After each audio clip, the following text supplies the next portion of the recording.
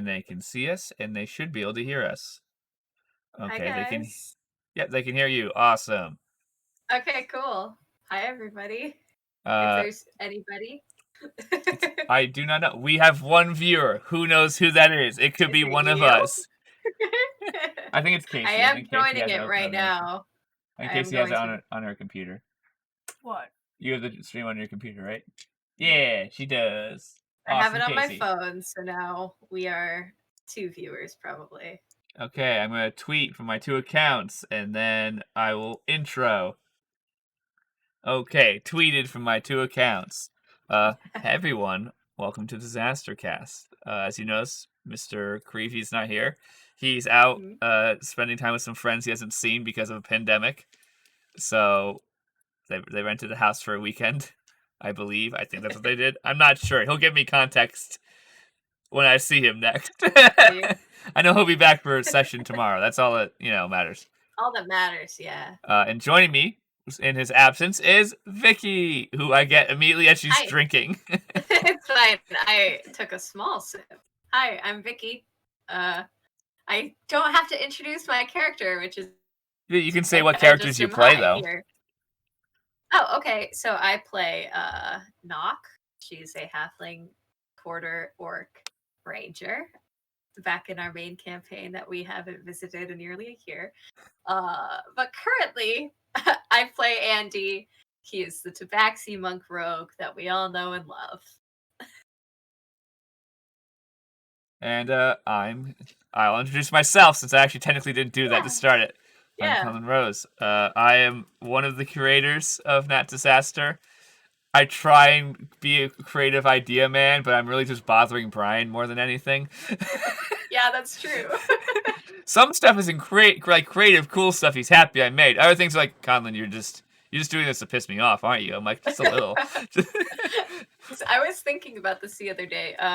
So the viewers watching us don't know, but we know that I am planning my first one-shot. It probably won't be aired on the channel, just for my personal comfort and ability to mess up as my first Dungeon Master gig. But I was thinking about this the other day because I was just so surprised by how much bullshit Bryan lets us get through. Oh, yeah, other DMs would not let us do what we do. Yeah. Like, I was thinking about how you were talking about that, like, that train idea, and I was like, yeah, most DMs would just be like, what the fuck are you talking about? Your character's not going to make a train. Locomotives aren't going to be a thing in this world, because that sounds like lots of work on my part. And Bryan, who we've kind of forcefully resented to the point where he's like, yeah, you're probably on the edge of an industrial revolution, did not help that I let you introduce firearms into the world. Well, that was kind of on his part. No, he even, like, that's what I think he thinks. He's like, this is technically my fault. It is technically his fault. He did put firearms on that D100 chart. But I don't think he wanted us to get them so early in the game. Well, he put them on the chart, dude. When they're on the table, I mean, he could have lied. He's the dungeon master. He's allowed to do that. But he stuck to his table and he gave us a fucking rifle. Real reason he did change is because now I have to swap to, and that sounds like dramatically more work. That means he has to write a note to not fuck that up and accidentally give us 2 sniper rifles. That's true, yeah. Or 2 bags of M&Ms. He'd be like, Bryan, I thought there was one individual item for each one of those. Why were there 2 bags of M&Ms?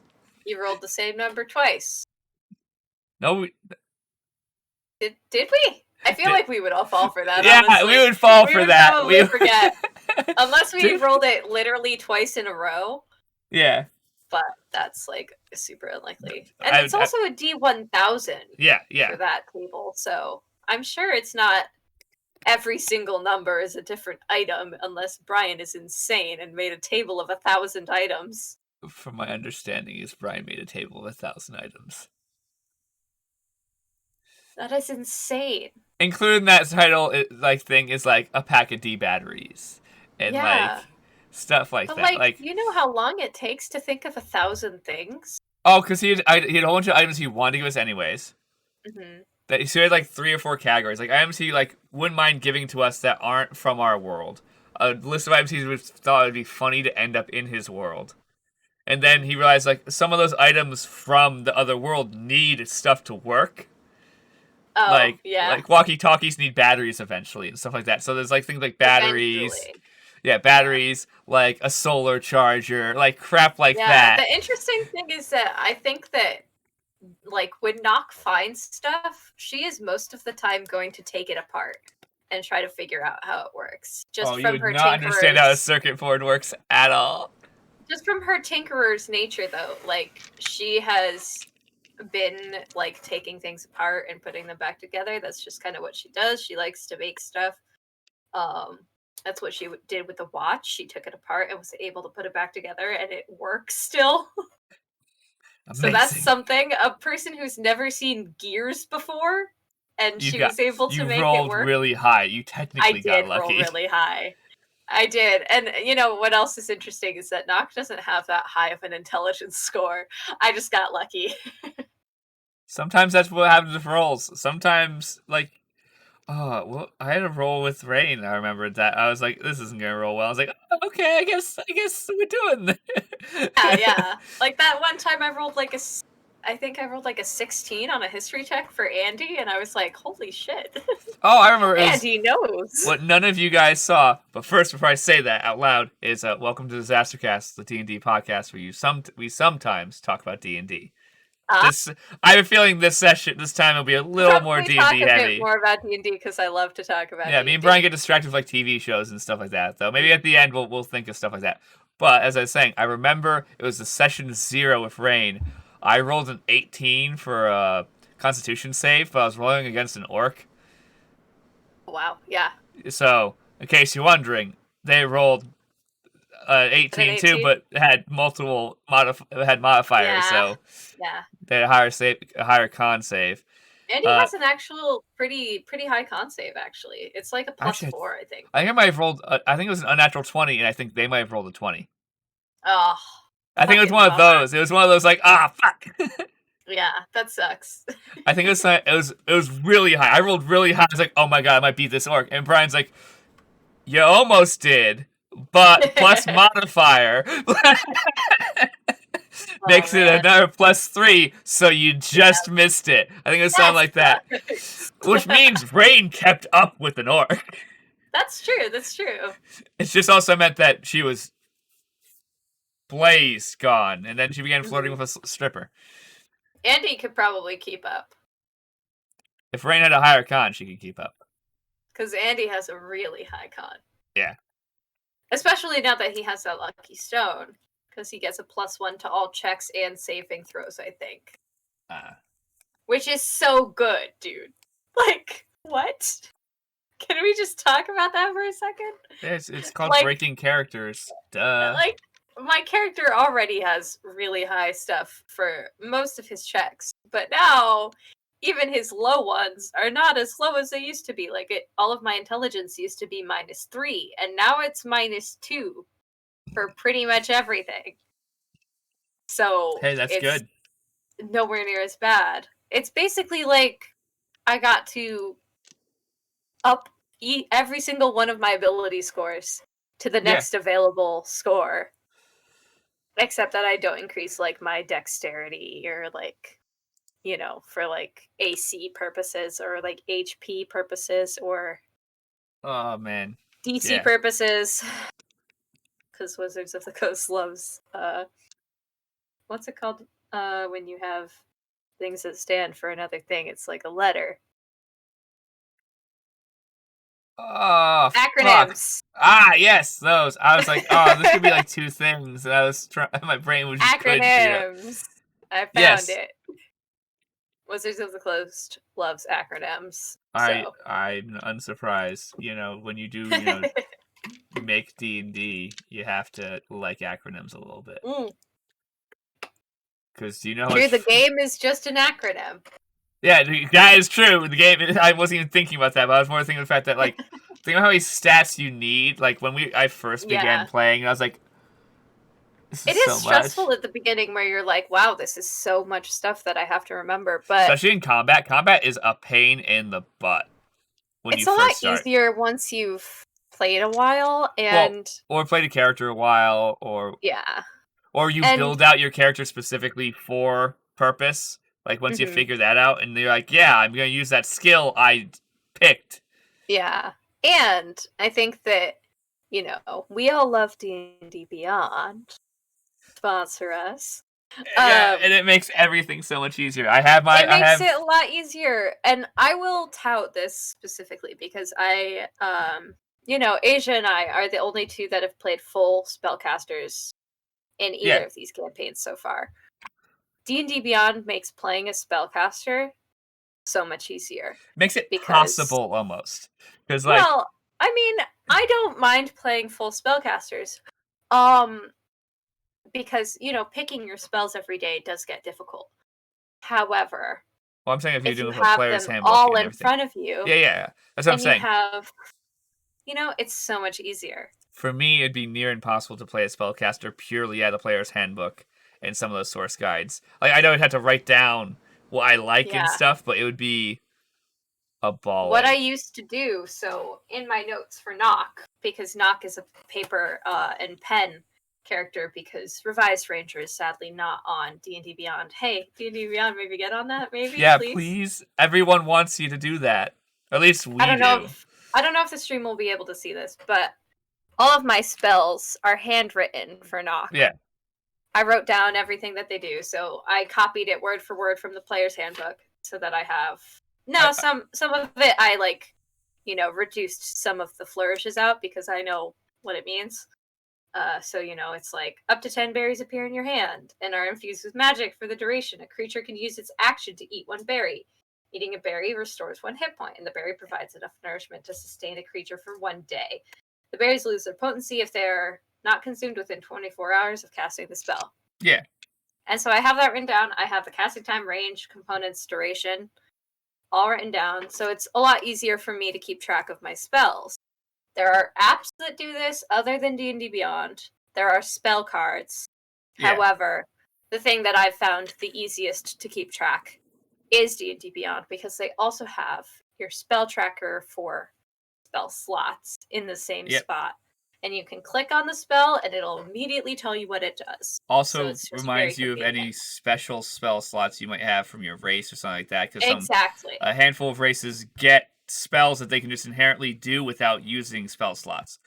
Absolutely, they do. Or you can shoot. Or sometimes they say you can use a second level spell slot Mhm. to make it more powerful, something like that. It's very useful having that written down in your character under you can see every action that your character can Yeah, take. you have under attacks, and it says you're say you have a weapon, and it says your 2 spell attack, then it says extra spell attack. Yeah, Or something like that. Or you go under your spells and it's like, hey, you have this once a day.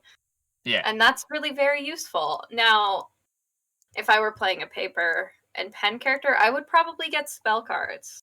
That's like the next most convenient, I would say. If I was gonna play the character I was playing in Callum's campaign, I was gonna have to do that. Yeah. Because that character had a lot. Well, it was a level. We were level 20 characters with several boons and feats and stuff. So, oh man, we have tons of spells at that point. I forgot what I played. I have no clue. I have it. I have the character sheet over there somewhere, but I don't remember. Mm-hmm. I just remember how fun it was, and I got to use a weapon that I had thought of a little while prior, and I was like, "This will be cool." And Cal's like, "Yeah, fuck it, let's do it." I don't know Yeah, I mean, it's very easy to keep track with D&D Beyond, and that's still a luckily paper weapon though. we've been able to figure it out for most of our characters. Yeah. We've gotten pretty lucky for most of our characters in that regard. Realistically, we probably actually could use the. We can't do it for the main campaign, but on our current campaign, I think everyone is a D&D Beyond character. I think other than Seabreeze, just because Callum prefers pen and paper, but I think he could be made on D&D. Oh, you're D&D right. Beyond. That is true. He just typically prefers pen and paper, and it is a personal Also, choice. he can't pen and paper anymore anyways. Oh, why is that? The Siege Genasi traits. There's no way to add that Oh, in D&D yeah. Beyond. You have to hand modify all the modifiers and everything. Yeah, that's true. So that makes him a pen. Okay, no, because I've never gotten to try the D&D Beyond overlay that you can link with your D&D Beyond account, and because our Twitch account is linked to our D&D Beyond stuff, but we could do that and link the characters and track in the corners like Oh, everyone's yeah, like our hit health and points and everyone's stuff. how many attacks they have or whatever other crap. Yes. Luckily, Roll20 does have a lot of that available. So, like, on Roll20, we can We have the see health, how yeah. much our characters have. Well, Um, what's fun is I'm the only person who knows what all of your healths are all the time. Is that so? I thought I could see everybody's health. Maybe But Bryan maybe changed it to be everyone. I have no clue. At one point, it maybe was I'm all. misthinking, but I remember being able to see everybody's health. I can see all the player character healths. Or Yeah. anyone who's an ally's health, because I'm the one streaming from my house. Yeah. It's my computer doing the streaming, so I'm screen capping my thing. That's why you'll notice I might focus on my character too much sometimes.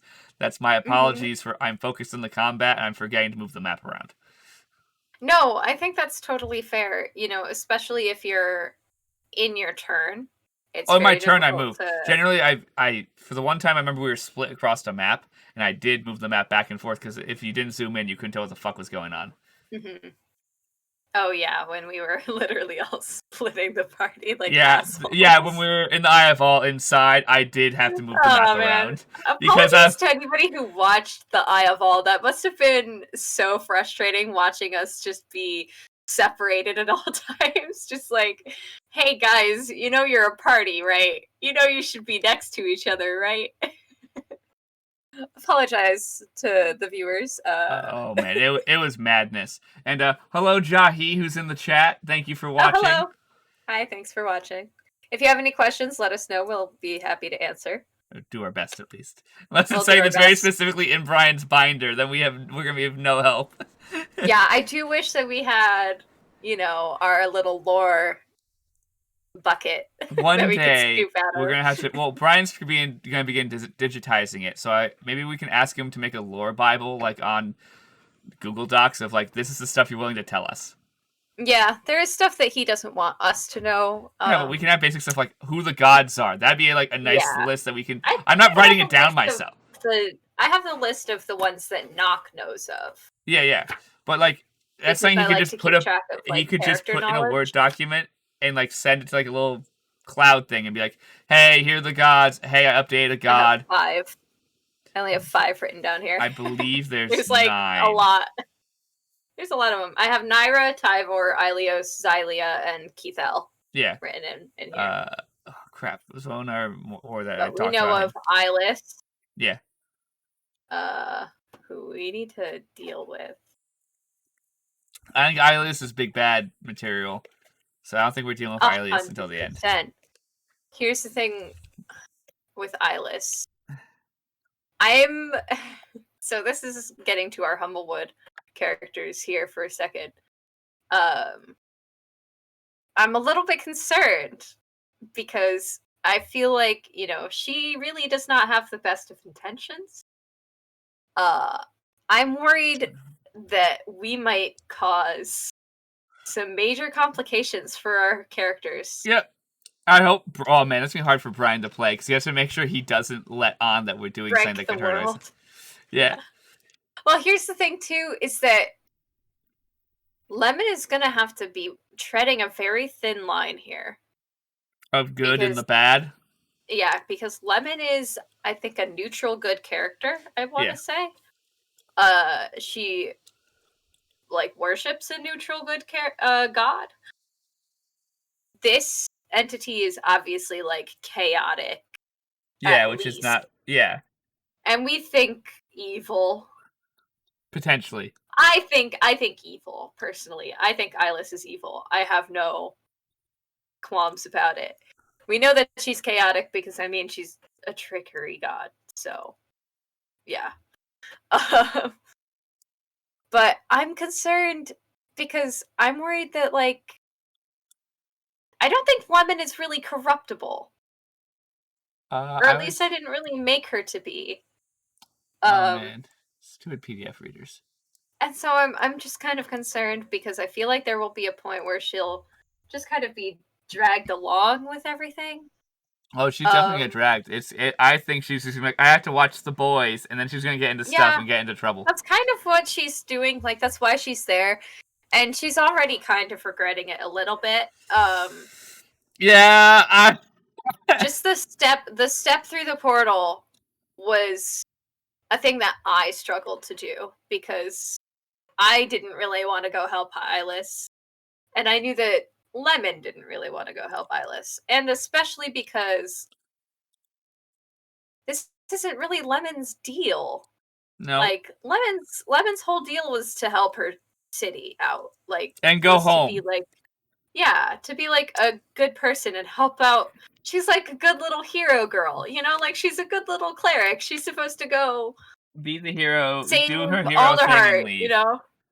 Yeah, do her little folk hero thing, be a cute little hedgehog with a British accent and a straw hat.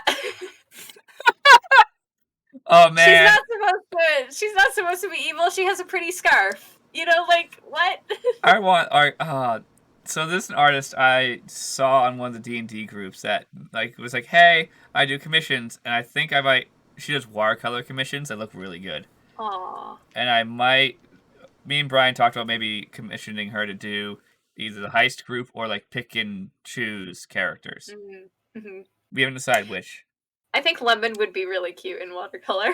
Yeah, but I think we might do the heist just that way we can get a heist portrait by end. Because even though it might take a little while to get to the end based on our current rate, it's going to be like 30-something plus episodes. It would be fun to have character portraits of our heist characters, especially since we've been working with them for so long. Yeah. Like, I can bring up pictures of Rain right now, but that's it. And we've referenced photos for Andy, but like they're reference photos, they're not Andy. Yeah, and they're not our art. They're other people's art that we just kind of use within our own groups. We don't, use them anywhere publicly because we're not art thieves. No. If we were to use them, we would credit the artist. Well, we would ask for permission first. Yeah. And then credit the artist. Especially if it's watermarked. we fucking respect artists in this house. Yeah, no. That's the reason why London just doesn't have the time to get it done. We would love to pay London to get it done. But he's already has like 2 or 3 projects he's working on for us. Totally fair.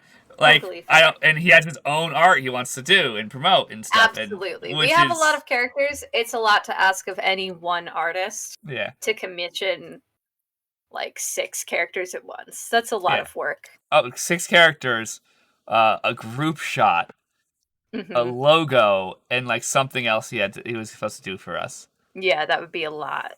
At this point, I might talk to Bryan and be like, hey, London's awesome. I bet he's gonna make a great logo. I think he should make a specialized logo that like matches the logo we'll make. I have like 6 people who are graphic designers who are my friends.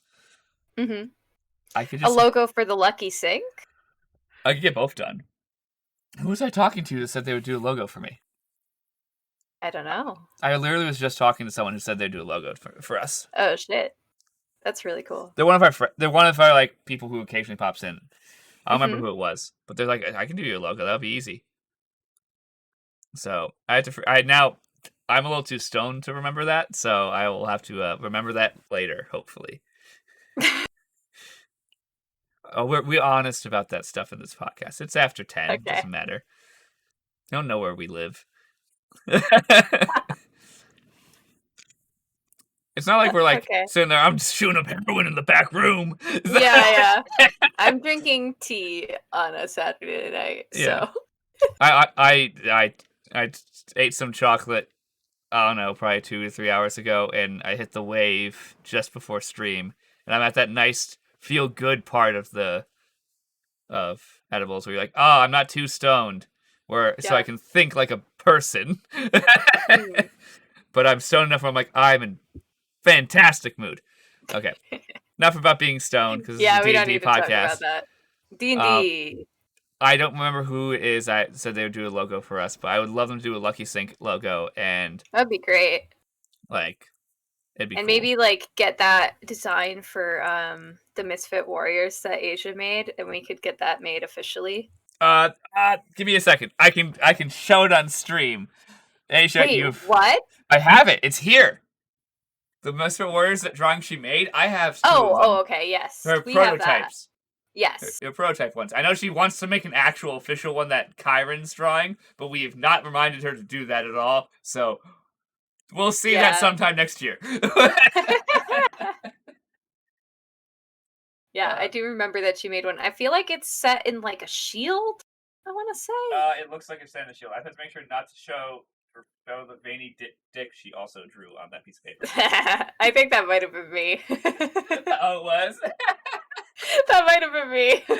Just to frustrate her. All I know is I got the piece of paper and I was like, why is there a veiny dick on it? I was just being, troublesome. There we go. There we go. I solved that problem. Yes. I believe the one that we like is the one on the right, the one that she signed. Yeah. Yes. I think that's a good concept. I like the shield design. It is cool. Also, fun little art bits. The shield design makes it really interesting, and I like the little, it kind of looks like an owl, almost, or like a bat. Yeah, no, I like the look of it. It's really cute. Also looks like teeth, so it looks aggressive. Yeah. I think that was part of the idea, was to make it kind of look like a mouth. Yeah. Because she has the sharp teeth. And Kyron is the one deciding this in game. So. Yeah, no, I think it looks good. So one day we'll remind Asia about this. We probably should. I'll probably take a picture and send it to her. So she's like, I have a really cute idea. What? What if Nock? Oh my god! What if Nock embroiders it into all of our armor? Oh, I would ask you to it. You wouldn't be able to embroider it into my armor. I think Nock would be able to do that. You'd have to sew between the metal. I think she's artsy enough to do that because she's spent her whole life probably making. I hope you do understand that, in world, after we save the world, we're gonna have merchandise. That's true. But for now, we could make a brand and just brand it into our armor. I think that would be way smarter because you could even do that into the metal.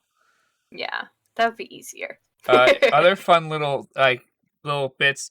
Asia was drawing this either second to last or something like that stream, I believe. Pretty recent, yeah. Yeah, it was one of the most recent streams before we stopped. And this little, there's Gary, says go fast. Must go fast. It's great. There's a magic lamp that says, do you want to know your future? And then there's a head crab that says, can you breathe? At least I think it's a head crab. It also might be a gas mask. Hard to tell. Both of them look the same. Yeah, so that goes under Asia's normal. Yeah, I think the phallus was me. I'm pretty sure. Oh, is that why it's... Wait, there's a little note next to it says, I hate you, but I love you. Yeah. Yep. Does it sound like our friend group? Look, it's just funny. I just remember you can say all you want that it's not funny, but it is. Oh, I think it's funny, but all guys find drawing dicks funny, so we're bad. We're not the right. I think it's kind of funny, it's funnier if it's not all of the time, if it's just yeah, it's been 7 months. It's been a very long time since the last time you did it, and then you just do it, and then it's oh, come on. And then you're just yes. Yeah, they grew out of this phase. We don't have to deal with this anymore. And you're just drawing and you make it real, real detailed too. And you're wow, she must be making a beautiful drawing. And then you just hand it to them and it's a dick. Oh man. When we come back to the game, that'll definitely happen. You're going to spend way too long. And she's like, what are you drawing? Nothing. Wait. The problem is that by the time we get back, we'll probably be sitting next to each other again. Well, you may have a way bigger table. By the time I return, we'll probably be sitting next to each other again, so I won't be able to That's true. She'll know. She'll be like, this is suspicious. We're gonna see. I have no clue how our staff's gonna work out doing it the non-social distance design in the garage. It will be easier to set up by miles. I won't need extenders for 2 of the cables. I realize I need extenders for because 2 of the mics won't reach. Yeah, but if we don't have to, back for real. Yeah. If we don't have to social distance in the garage, then 25-foot cables are fine. Yeah. It's weird. Every time until that is a thing that we can do. I can't wait till everyone has their own mic except for me and Mains. Oh, wow. Okay. Yeah. Everyone had me and Maine share a mic because mics shouldn't be near me because I'm too loud. Yeah. No, it's okay. It's just who I am, and I've accepted it long Okay. ago, far away. That's why I have my own mic when we do this session now. And I can turn it down. That was the problem. I typically, like, when I'm playing with you guys with this microphone, I back up if I'm gonna talk loudly. Like, Yeah. I just am like, Oh, I can do that too. I can be like, "Oh my god!" Yeah, and you just lean back a little bit. Yeah, it's useful. I think the RTX voice thing also does do some deep peaking. Some leveling. Yeah, I'm not sure if it actually does or not, but I think Mm-hmm. it by accident does, just to keep peaks, because it's trying to get rid of bad noises. So I'm guessing peaks or something it tries to cut, because it's like, that's not words. Okay, we totally lost derailed the train of thought that we were at, I think, which is normal. Oh. This is how this podcast is designed to go. I have a question for Rain.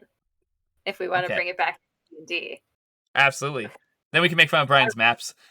I even wrote it out, so I have it well worded. So, Rain has said in game that she has no qualms about leaving others behind. Why didn't she take the chance to leave Seabreeze behind? There's two. Okay, this is a two-part answer, actually. Yeah. One is she doesn't want to hurt Andy because she also feels a little bad because she told him to go sneak off and do things. Mm-hmm. So she feels a little bit at fault. It'd be different if he disappeared and she had zero involvement. She'd be like, that sucks. But like, she said, hey, go sneak around and get some intel for us. So she feels a little bad about it. She feels it a little her fault. She is a person who does feel guilt. It's like, she's the kind of person, like, she hides it way. Soulless. Yeah, she hides her feeling of guilt way better than normal people because she doesn't want people to know how guilty she feels because she's like, I'm supposed to be the strong one because that's just who she is, personality wise. But another reason is Rain has decided there's only two options in her mind of where Seabreeze should be. That is in jail under the watchful eye of the kingdom or under her watchful eye. She doesn't want him to be. She wants to be able to know she knows where he is or sort of knows what he's up to. I think a good third option is just out of the city. A third option would be out of the city, but she worries that his patron will bring him back. She doesn't distrust Seabreeze. That's the biggest thing. No, I know. Rain actually doesn't. If Seabreeze didn't have an evil patron that clearly is doing some sketchy stuff and asking him to do some sketchy stuff, and as more evidence is piling up, it's like, this is bad. Like, as more of that piles up, Rain doesn't hate Seabreeze. Rain hates his patron and is scared what that patron will do to the city she grew up in, she cares and loves about, and where, as she grows up and is now learning more about herself, realizes she's supposed to be more in charge of than she is right now. So she would be friends with Seabreeze if he did not have a patron like that. I think she would be friends. Interesting to me because it was really the perfect chance for Rain to cut him loose. Because if you think about it, oh, absolutely, the only other person there was Delson, and he was out of his mind. Like, wouldn't have remembered. Rain could have played it off. Rain also it would have been the perfect moment. Rain really, also for her. believes she needs him for the gala. Interesting. Okay. He's very skilled. He's clearly great at disguises and stuff. He got his way deeply into that other house before getting in trouble. So Rain feels that his stealth skills and stuff are imperative. He's the only person who's going to sneak around and get into intel while everyone else is out on the dance floor socializing. He also doesn't really have much of a self-preservation. Yeah, he will kill him. He's the person who would, like, against the cash guardian. He'd run up and be like, yeah, Seabreeze, go deal with that. We're shuffling gold in bags and grabbing the necklace. Are we allowed to steal other shit in the cash? We never said we weren't. In my, the biggest, it's very much was, steal me the necklace. Other than that, We need the necklace. We need the yeah. Are we allowed to steal other shit, though, is the question. I would only steal gold. Yeah. I would not steal other heirlooms because that would put us on deeper risk of being like people Caught. really focusing on one necklace missing is kind of whatever. Depending on what the necklace I does. have a feeling they're not going to be very happy this necklace is missing. I'm pretty worried about... So, if somebody notices that the necklace is missing in the gala... Wait, actually, you know what, though? So my first thought was if somebody notices the necklace is missing during the gala. However, locate object is a spell that they would use probably to keep track of that. Yeah. However, that doesn't work across planes, and it seems like a cache is like a pocket plane. It is in a pocket plane, so you can't monitor it until it's after it's outside of the cache. Yeah. So, and you have to know it's gone. So that means you have to go from being in the Yeah. cache to back outside the cache, and then use that spell. So by the time that they notice it's gone, it's too late. Most likely, unless Probably. unless we really fuck up. Well, I have full intention of probably after we get the necklace leaving. Like my plan for the night, which we haven't gone through yet, I'll tell you now on the stream. Spoilers. Oh wow! Okay. Not that much of my plan. This isn't like fully. Okay. So we know that. Let me go get the. I have to get the schedule. Yeah. I have to be the note taker for this, so Rain has her schedule. Sorry, Andy does not give a shit about the main quest. I know. I'm happy you started taking you notes though. Yeah. Because like I have pretty good memory when I like want to remember stuff, but I forget names and places. Yeah. So I remember all the details. I'm like, Bryan, that person. He's like, you guys say it. I'm like, please, I know. I explained the entire situation. Rain knows this character. I forgot. Because I'm stupid, and even if I wrote it down, I would have no clue where to look. I'm terrible with my own notes. I only remember stuff if I write it down. I remember it a little bit better. That's it. Mm-hmm. So I got through chemistry. Okay. Maybe I should show you how I organized my notes. Maybe that might help you. Nothing else. In the future. I can dream. Okay, so people are being admitted into the building between 6 and 8. Yes. Oh man, I wrote this terribly. Oh no. Okay, so 6:15 is when the Baronesses, all the higher ranking families are allowed in. So that means Serenity, and if we have Tyrion, like the several tickets that were just kind of handoff tickets. Mm-hmm. That's literally what they are. There's like, here are 2 tickets. Figure it out. I don't think that's when we would enter. No, we don't. Serenity is. Because Serenity is faking being the Baroness's sister. Yes. And then, possibly Torian if we... Yeah, Torian if we give him the other 2 tickets to be both... You're both brothers. Good luck. Oof. Yeah. I think I wanted to play the sister, I feel like. Serenity's going to play the sister. Yeah. Because she wants to wear... Because she has a dress, I believe. Hey, I did remember Torian's name. Yeah, I remember Good on me.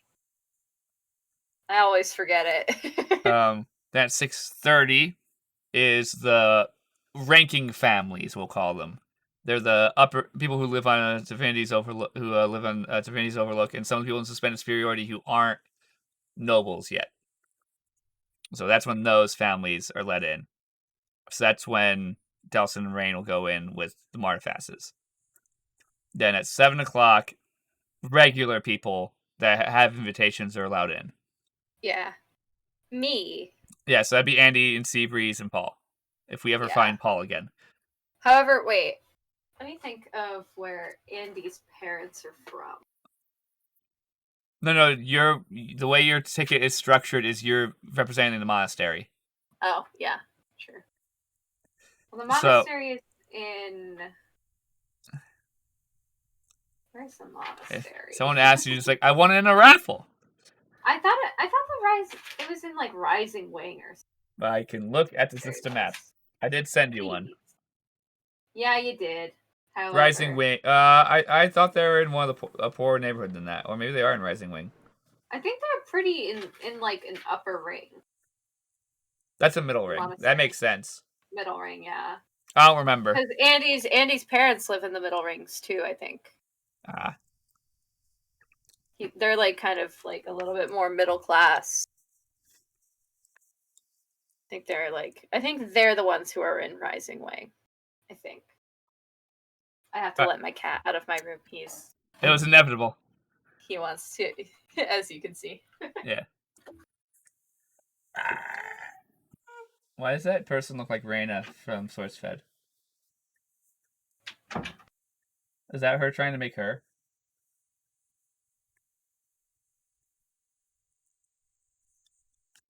What was I about to say? Oh, I'll go back to the thing. So sometime we'll probably do the slow like walk around to meet each other as people enter, to be like confirm we're all there, but never actually all join as one posse. Mm-hmm. Like groups of 2 or something like that, which Rain will discuss. Be like, we were to never be in the same one place until we agree to be a place that is nowhere near the party. Yeah. I think Andy's gonna struggle quite a bit. Yeah, Andy, but luckily Andy, with his cover being he's from the monastery, and we know each other in police reports as being friends in a positive way, because I was at the monastery with you. So our friendship is, they don't know the illegal past of our friendship. Yeah. I can definitely be like, oh, Rain. You could come up to me and I could be like, oh, this is Andy, he's from the monastery, and I would look like I have a respectable friend. It would not hurt Rain's thing to know someone from the monastery. No. He's a little bit lower in the monastery, doesn't matter, it's just someone I know who works at the monastery. It's someone who I befriended. They don't know how we met. Because I'm a student. Yeah, because I sold myself as a contractor. Yeah. I take contracts, whether that be to find information. I didn't explain what I do for my contracts. They've not asked me that, thank God, because I'm going to explain. Essentially, I'm a hired espionage agent. That's all I am. I'm a mercenary. Yeah, I'm a legal mercenary. Yeah. I take contracts and I execute them. Why don't you just say you're a private investigator? Because that might need proof in the city. I have never asked Bryan. Ask Bryan before the game. Yeah. But Rain's gonna go, I just work. The answer is I work for baronesses. I also sometimes work for poor business owners. I represent clientele from all walks of life. Because didn't you front as a private investigator? No, I never did that. I wanted to, but we never went back to that house because we got distracted. Right. That never happened. How did you introduce yourself to her, though? Didn't you introduce yourself to her as a private investigator? No, at no time. We walked past the house as a which sold by accident, that Delson and Rain were dating. Yeah. Because we were holding hand in hand, walking like a couple. Mm-hmm. Yeah, I was walking with Serenity. Yep, and you're acting drunk. Yeah. And stumbling, and her being like, "Oh no, the paws are out being drunk." Even though she's not that, she's only middle class, so she can shut the fuck up. Yeah, look. And I think Rain was well dressed that night too. I think so too. So me and Delson were able to play the little bit, probably same neighborhood, maybe a little bit richer neighborhood, people just taking a stroll through town. Mm-hmm. That's what me and Delson played as. So that also, luckily, further sells if we were on. They were asked about that night, like, oh yeah, we walked past there. All of my notes from that session, the session where we went to that house. Do you want to hear them? Yeah, they're probably great. It says session 5: steal, run, eat, drink. That's it.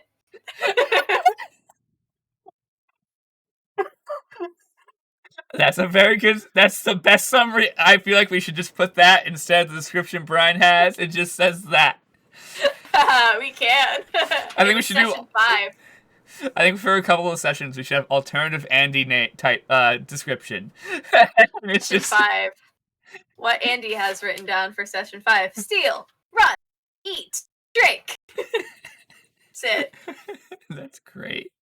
His early notes were really not very good. It's because you thought I was going to take better notes, and you're like, you're not actually being a note taker as a note taker. I'm like, no. I also just kind of struggle with not taking notes. Like, then you don't know stuff, and you get pissed off. Yeah, I have trouble. It's a control thing. It is kind of a control thing. It's okay. We've all determined as all of us as friends all have control issues. You don't have to read me in public. It's okay. Bryan talks about his control issues on stream all the time. He's like, it's almost like I have control issues. Yeah, there's reasons why some people try to dungeon master, and it's generally because of that. That's why Bryan gets frustrated when I eliminate control from him. Because I do it because I know it. I do it not as like a mean way. I'm never going to do it like enough for he actually be upset, but enough for him. He's like, I have like a struggle with this. I'm like, yeah, I'm well aware. Thing him. I'm loving your flaws. I promise. I'm just helping you. This is a form of therapy. Yeah.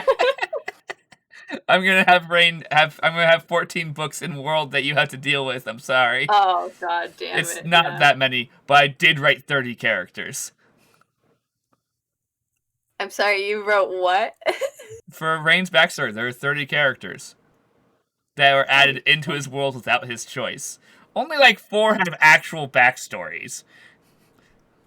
I can only hope for that much detail in your backstory, Conlan.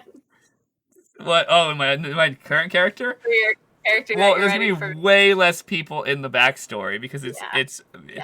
I talked to Cal about this. How I want to write it is we're the people who we decided to go on an adventure because we were just old enough to do that. We're the right age for adventuring. Right after college. Let's go adventuring.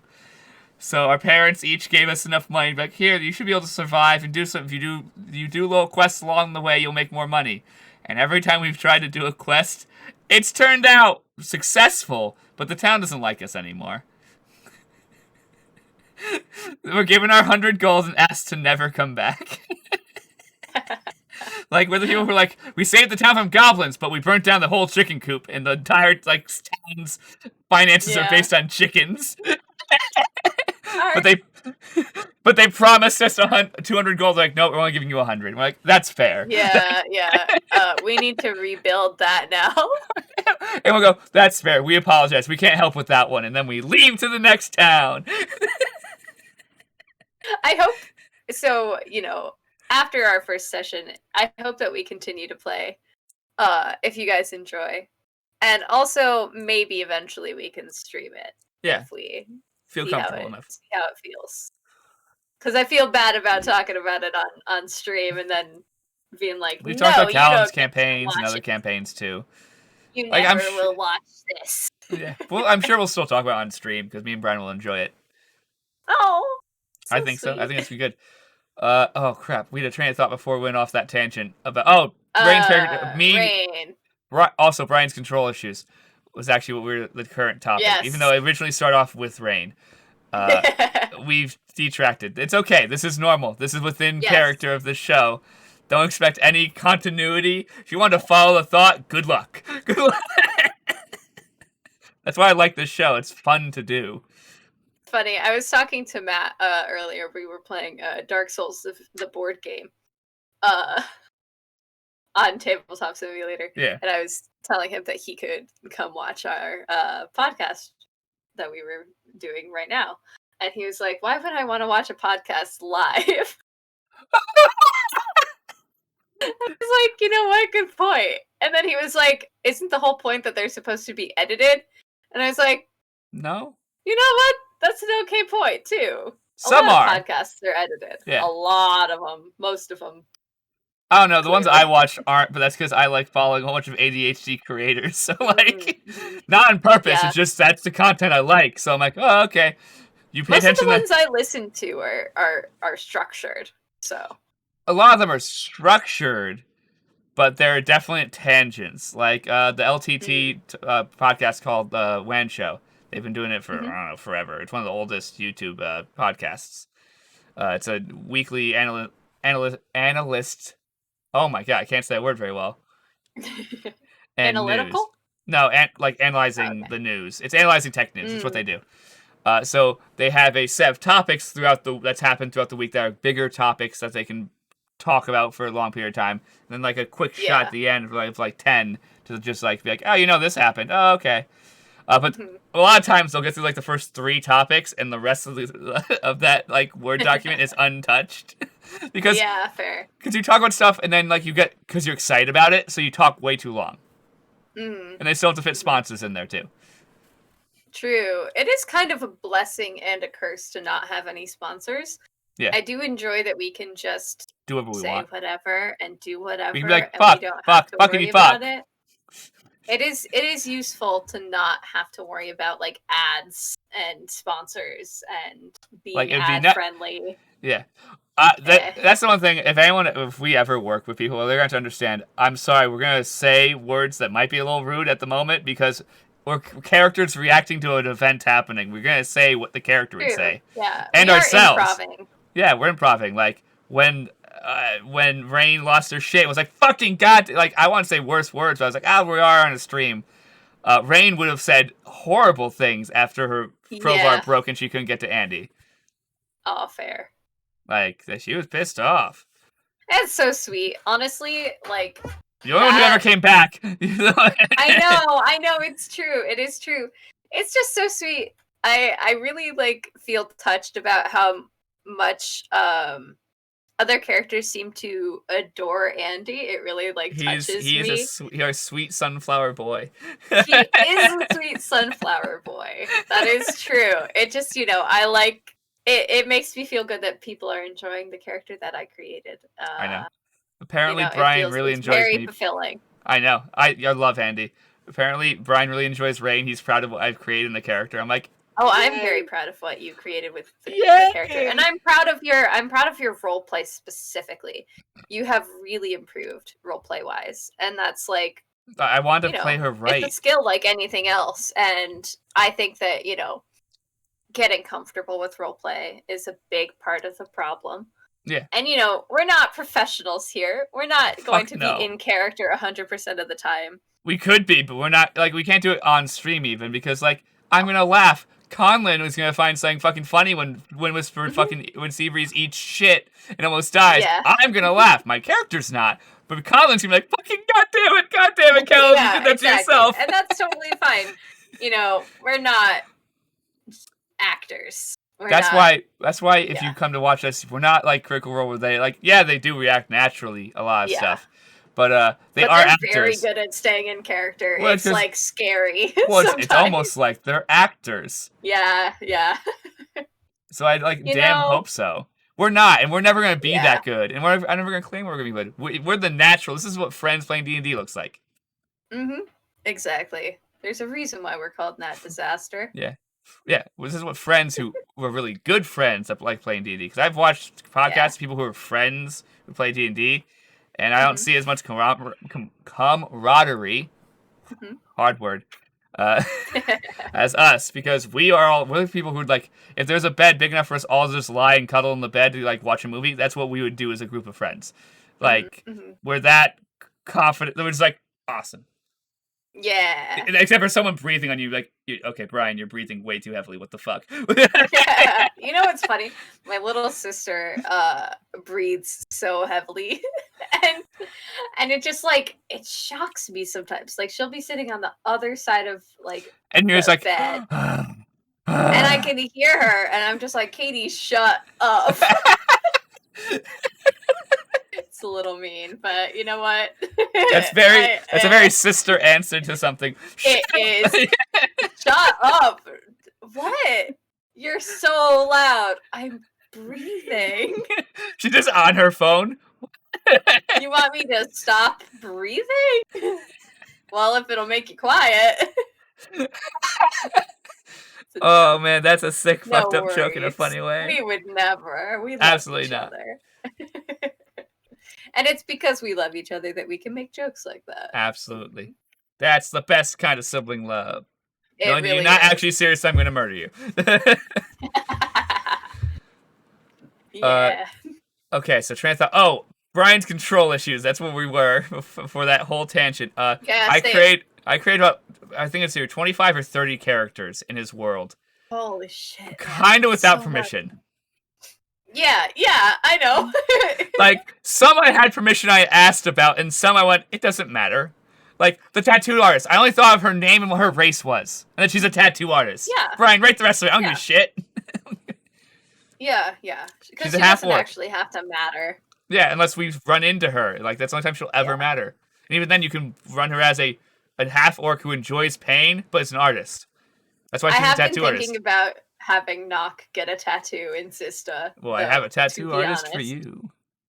Like, to be honest, I have been thinking about that because we've been talking about getting Yarem a tattoo. And so, Nock is kind of thinking about it. She doesn't know what she wants to get, really, but it's kind of like a, it's floating around in her head. Well, let's see what happens. Yeah, it is floating around in her head, and I think it would be a good, like, after we've succeeded at the Queen, for Nock, to get, like, a celebratory tattoo. Be like, yeah, give me something about Zista. Ow. She's not a tourist. You're right. It'd be like she'd get the Misfit Warriors. She's an ambassador, yeah. She'd get the Misfit Warriors a logo. Warrior tattoo, or, like, you know, maybe, like, a tattoo of Vayne or something. The artist, Rain's artist is really good. She does not do magical tattoos, though. She only does regular tattoos. Like a little owl head. Yeah. Or something. She did all of Rain's tattoos to her artist. Even though I don't think Rain will get any more tattoos until she gets writhing marks. When she finally hits where she's supposed to go. She really wants to get writhing marks? Well, it's not really a choice when you get into that point of political power. Yeah. Does Delsin have writhing marks? Not yet. Okay. He might get them at the gala. Okay, I've missed part of the schedule. At 9 o'clock, there is going to be people who will be ascending to suspended superiority, or descending, where it's actually going to be called. So when they ascend, do they get writhing marks? I thought that was just for military members. It's not only military. Some barons have it. It depends on your loyalty to the Queen and how you ascended. Like, I bet Rain's mom had writhing marks because she was the assistant to the Queen. Yeah. She was the Queen's translator. That's someone if they betray you, you just be like, okay, and you snap and they're dead. Yeah, because the writhing marks do something if you betray the Queen, right? Yeah. But that's pretty much the only way Rain. That's a little dangerous for Delsin to get. It's dangerous for Delsin to get. It's dangerous for Rain to get writhing marks. And Rain will overthrow the kingdom. Oh. But I have a feeling Rain would play the game of never pushing past whatever that bar is until the Queen severs her own loyalties to Rain. It's called play the game. You gotta play long game. She's playing a 30-year, 40-year plan. Rest of her life. She's wasting her. It's so interesting to me how much you care about the politics of the world. Bro doesn't care at all. It's really funny that he's in a world he gives zero damns about it. Like, he didn't mean to make this a political game at all. Okay, so I'm a boring-ass person. I love episode 1 because of the trade dispute that happens in episode 1 of Star Wars. Which is proof I'm a fucking broken-ass nerd. Oh, buddy. That's why I love all the Star Wars canon books about Padme, because it just talks about politics for, like, an 8-hour-long book, and I'm loving every minute of it. I hope you realize I have not built the politics of my world at all. Oh, no, that's fine. Yeah. I'm not playing a political character. Yeah, true. Bracket, I'm playing the hero of the whole planet. Kind of, by definition, accidentally a political figure. He doesn't want to be. He's just going to be because he's a good figurehead. True. So, like, he's going to get dragged into politics without his own efforts, choice, and he also needs to at least make the military trust him. Nock's, like, goal here, honestly, for Bracket is to just, like, kind of realize that he's more than just, like, the hero guy. Like, he can be a person, I too. think he knows that, but the problem is his god literally took his memories away for the specific purpose of remember your one of your best qualities and like make that your core quality, which is you're a hero. But like, you can also be a person. I It's know. okay to have flaws, is the thing. Oh, he has flaws. We all know that. I think Nock needs to.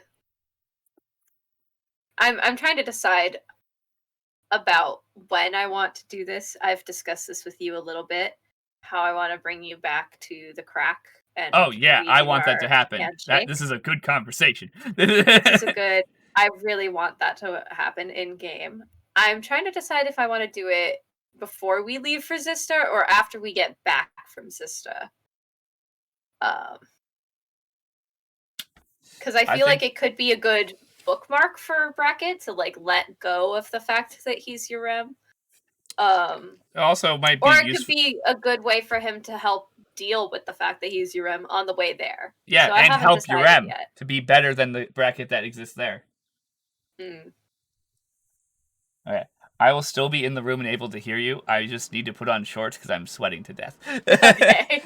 So I will continue talking. I just am sweating very, very bad because my leather chair is too hot. Yeah, so I want so to get back. For anybody who isn't aware, in our main campaign, Nock has made a like blood handshake, blood oath, I guess, with a 14-year-old boy. I guess. To be friends forever, I guess. Yeah, we're friends. It's a fixed point in time. We talked about Bryan.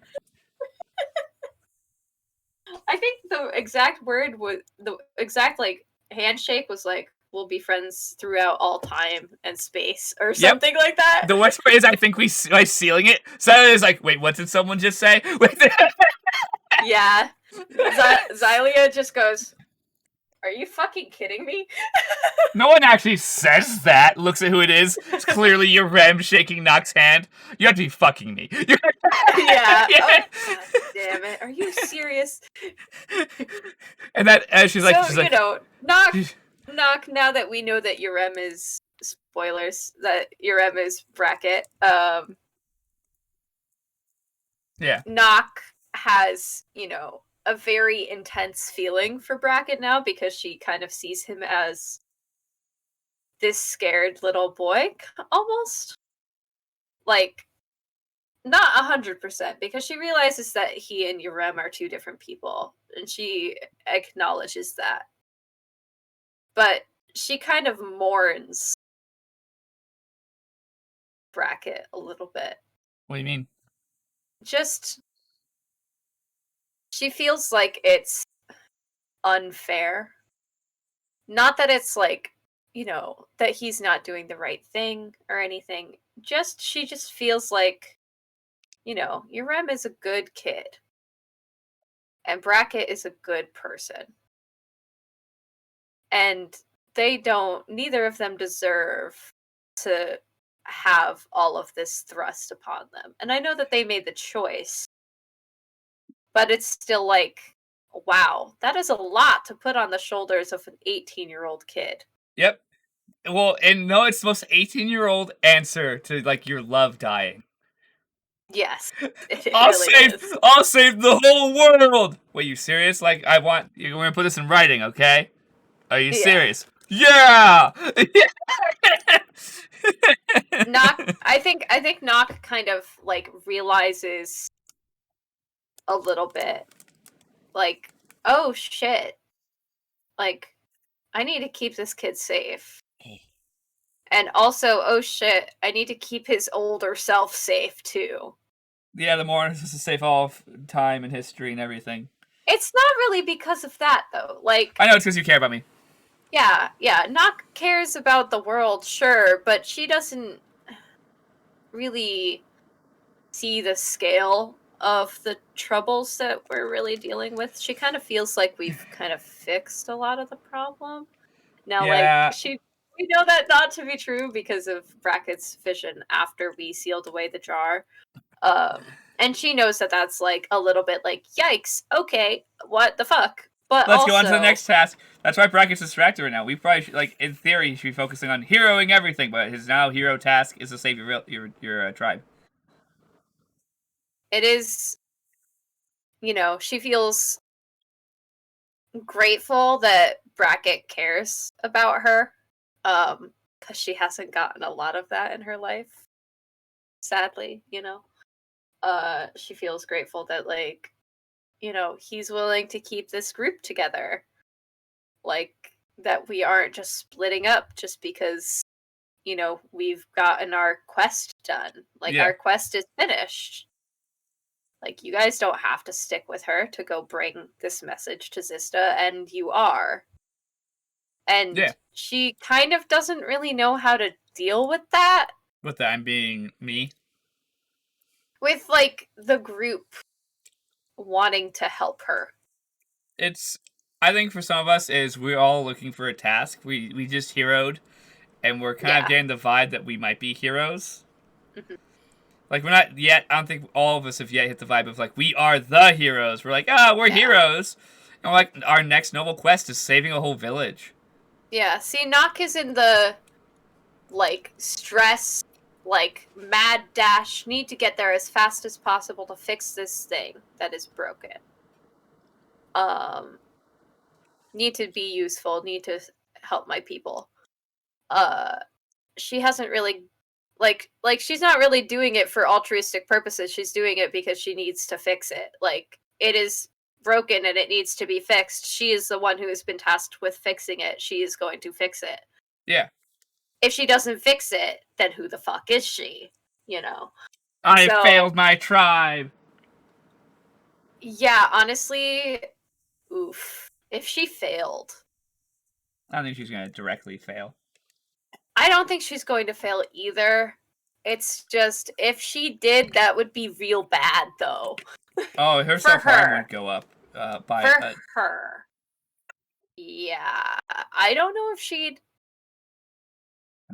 I don't know if she'd go back to the tribe until she fixed it. She might want to stay in Zista until it was I think she would end up following with the group just to stay busy.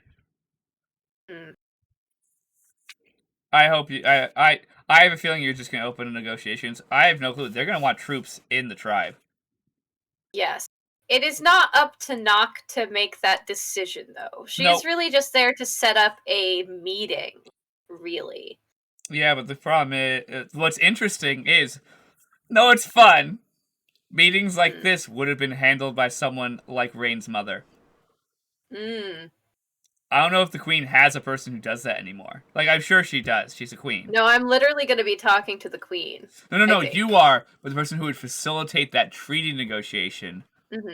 Because the queen's not going to travel to the tribe. And the chief is not going to travel to Zista. Yeah, it's really just having mediators. So the queen her mediator in the old days was Rain's mom. Yeah, because I'm not the person, is the thing. That's what's kind of weird, because when he sent me, that was the impression I was under. The impression I was under was that I was going to be, the initial mediator, helping negotiate. Yes, what things do you want to talk about? That's why I asked, hey, what things do you want to change? What things do you not want to change? Just so I can tell her that those things are a no-go right off the bat. And he was like, that's not your fucking job. Don't worry about it. And you're like, okay. Oh, and no, what was horrible is me, Conlan, is those questions are going to get asked to Nock anyways. I know. And she's going to freak out. That's why I asked them. Oh, man, it's going to be hard, because I have a feeling, I'm worried that you as, Nock would probably at that moment be like, I think she would probably say, unfortunately, that is not my purpose here. Yeah. My purpose here is not to discuss the treaty in detail. My purpose here is to relay that my chief is asking to negotiate the treaty. Negotiate it. That is all. I'm here to set up a meeting, not to negotiate myself. I'm not a politician. I am a glorified messenger. Yeah, I'm a glorified messenger. That's just how I am. I bring other messengers. By the way, here's a list of more messages. We're a fucking walking answering machine. Pretty much, yeah. Pretty much. We're literally just like, everybody that wanted to send mail to the Queen gave it to us. Here you go. Here's a letter from Broderick. Here's a letter from... This is Guard's job, but I guess I'm doing it now here. We're secure mail. Yeah. We're mail with guns. Not literally anymore, but a little bit literally just a little bit ago. At one point. God, I'm gonna miss that sniper rifle. I kind of hope we get it back soon. We will eventually. Because that shit was crazy and good. Like, Nock loved it. To be clear. Like, yes, she prefers her bow, but, like, for intense situations where it's like, this thing is fucking huge, I need to bring it down now. That was, like, a great, like, holy shit, this sucks. It obliterates stuff, man. It really does. It was like 10d4, I want to say. It was really high. I think it was like 10d4. And even realistically, that was Bryan making it lower than it should have been. So we have to be fair in D&D, you know? Like... Well, it's like, I had a conversation with him. There's a weapon I want to... Once guns in that industry exist in Zista, and artificers begin making firearms and stuff, and shotguns become a thing, I want Rain to have a 3-barreled sawed-off shotgun. Ooh. It would sacrifice range, any kind of range, for pure damage at short, like... It's one of those things where, like, you point at someone's chest, you put a hole through them. Yeah. That person collapses on the ground, and you're just like, okay. And everyone kind of... No one knows you can't fire again. You're like, is anyone asking any more questions? It'd be designed where you could choose to fire once, like, all 3 shots at once as one action, or 2, or 1. And you have to roll for each one of them. And to balance the other good thing is that, my brain broke. It's okay. Hopefully you'll figure it out again. Nope, it's gone. So you'd roll the hit, but you'd also roll a die for potential the weapon damaging you. Because it's an experimental gun that you're firing at fucking 2 feet away from someone's chest. So there is a potential. I thought of it. What's it's up? Fact. So, you know, it would kill any civilian for sure. 100%. Instantly. That's the thing that you have to think about with D&D. The reason why things that would kill a normal person in real life don't kill people in D&D is because it's D&D. They're fucking, like, you know, magic warriors and whatever. Yeah. Regular ass people in D&D would die. Yeah, well, that's what clear. A regular ass person, you would use the one shot. You wouldn't waste it. If you didn't know their level, and you're like, I'm worried, and I think you'd also set up, if people are standing behind them and they are a low-level character, it just acts as if they're a piece of cardboard. Yeah, they would just explode if it was a... They're hole through their chest, and the 2 people behind them are dead, too, and all 3 of them collapse, and you go, oh, I guess they were not leveled characters. Whoops. Who would have thought the Admiral was... murderer now? Who would have thought that Admiral had not served any time in the military? Yikes, yeah. Like, that would be like... It's one of those things. It's a perfect, as a politician who is a magic character, it makes her a complete different level of if a normal politician were to send someone to go kill another politician, Rain would just... The assassin would walk in, she'd pull the trigger, the 3 shots, blow a hole through the guy, and he'd collapse down. It's like a level 6 character who would have easily killed... Unless they hired someone really good. It depends how smart they are. Depends how smart they are, yeah. Because some people might hire a fucking level 20. I have a feeling if by the time Rain has that worry of enemies, she would also be beyond considered, the legendary tier characters. Yeah. Where, leveling stopped mattering, but you're still earning lots of XP by existing. Yeah. So, imagine. Every day, I turn into a giant dragon. Tell me how that doesn't give me XP. Yeah. Try to explain that one, DM. I've commanded entire wars, standing at the front line, slaughtering people as I ride on horseback. Yeah, yeah. You know what's funny that hasn't come up in this campaign at all? Andy is proficient with land vehicles. Yes, it will come up. Range proficient with land vehicles as well. Personally, I just kind of want to make that so that Andy gets like a skateboard. That's fine by me. That sounds great. If I was TM, that would happen instantly. Andy with like a bicycle or skateboard or something just sounds so funny to me. Like, or roller skates. Oh my god, roller skates. Oh wait, but he doesn't have real feet. He has cat feet. Yeah, he can. It's a fucking magic world. It does not matter. It is a magic world. Bryan, if you're watching, give me roller skate. I want to be fast. 11:11, folks. This is not the Make-A-Wish one. It's earlier in the day, right? It is Make-A-Wish. Okay, It is Make-A-Wish. I don't remember. There used to be superstitions about I both don't. sides of I it. can't think of. I can't think of a wish. Oh, I got it. Can't say it out loud though. Yeah, it Against doesn't the work. rules. Oh yeah, we're gonna take a quick pause because I need to pee, and I'm gonna grab Casey water and Mia water. So let's take like a 10-minute break to pee, Okay, and then we'll cool. do our probably last couple topics, and we'll probably finish up just before midnight. Sounds good. So see everyone Woo. in a second. See you guys.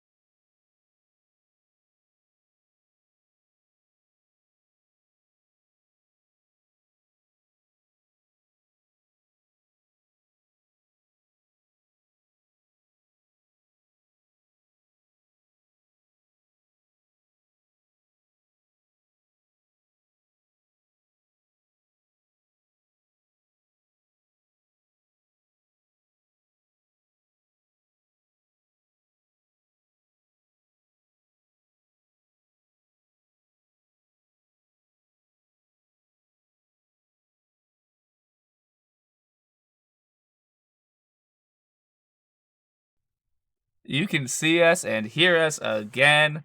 We are done with our little break. Casey is headed to bed.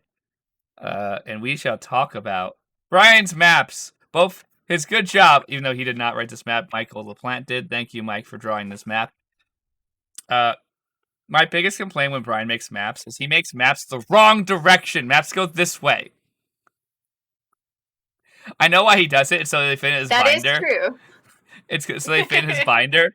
But if the map was this way for this part of the crap, I forgot the name of the continent right now. We're literally talking about this yesterday. Fuck. Andrea? Galandria. The continent's name is Galandria. The southern tip of Galandria, we'd actually be able to see some of the things that are important to our characters right now. His other direction.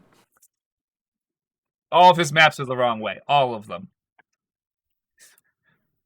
But I will pull. He's a cartographer. It's okay. Yeah, I'm gonna just. This will be between our faces on the stream, so it won't look perfect. So if you can lean slightly to one side, Vicky. Other side. There we go. That's good enough. Doesn't have to be perfect. It's just enough so that way I can have it on stream and it doesn't totally block both our faces, and then we can go both back to the center after we're done with the 3 maps. So this is the map of Zista. And it's really good job, I think he did. Pointing where I'm pointing. The Stallion Kingdom. There's a Stallion King. Not all, because Solkar Dewar's up there, and part of the desert I don't think is in the Stallion Kingdom. But Zista, the place on the bottom, that's the city of Zista. There's space behind Zista. That is also part of the kingdom that we don't know about. There's farmlands next to the city. Up the river is Ladris, which I'm circling with my mouse, which I have no clue if you can see. Then up the river further is the tribe and the Naira's Grove. There we go.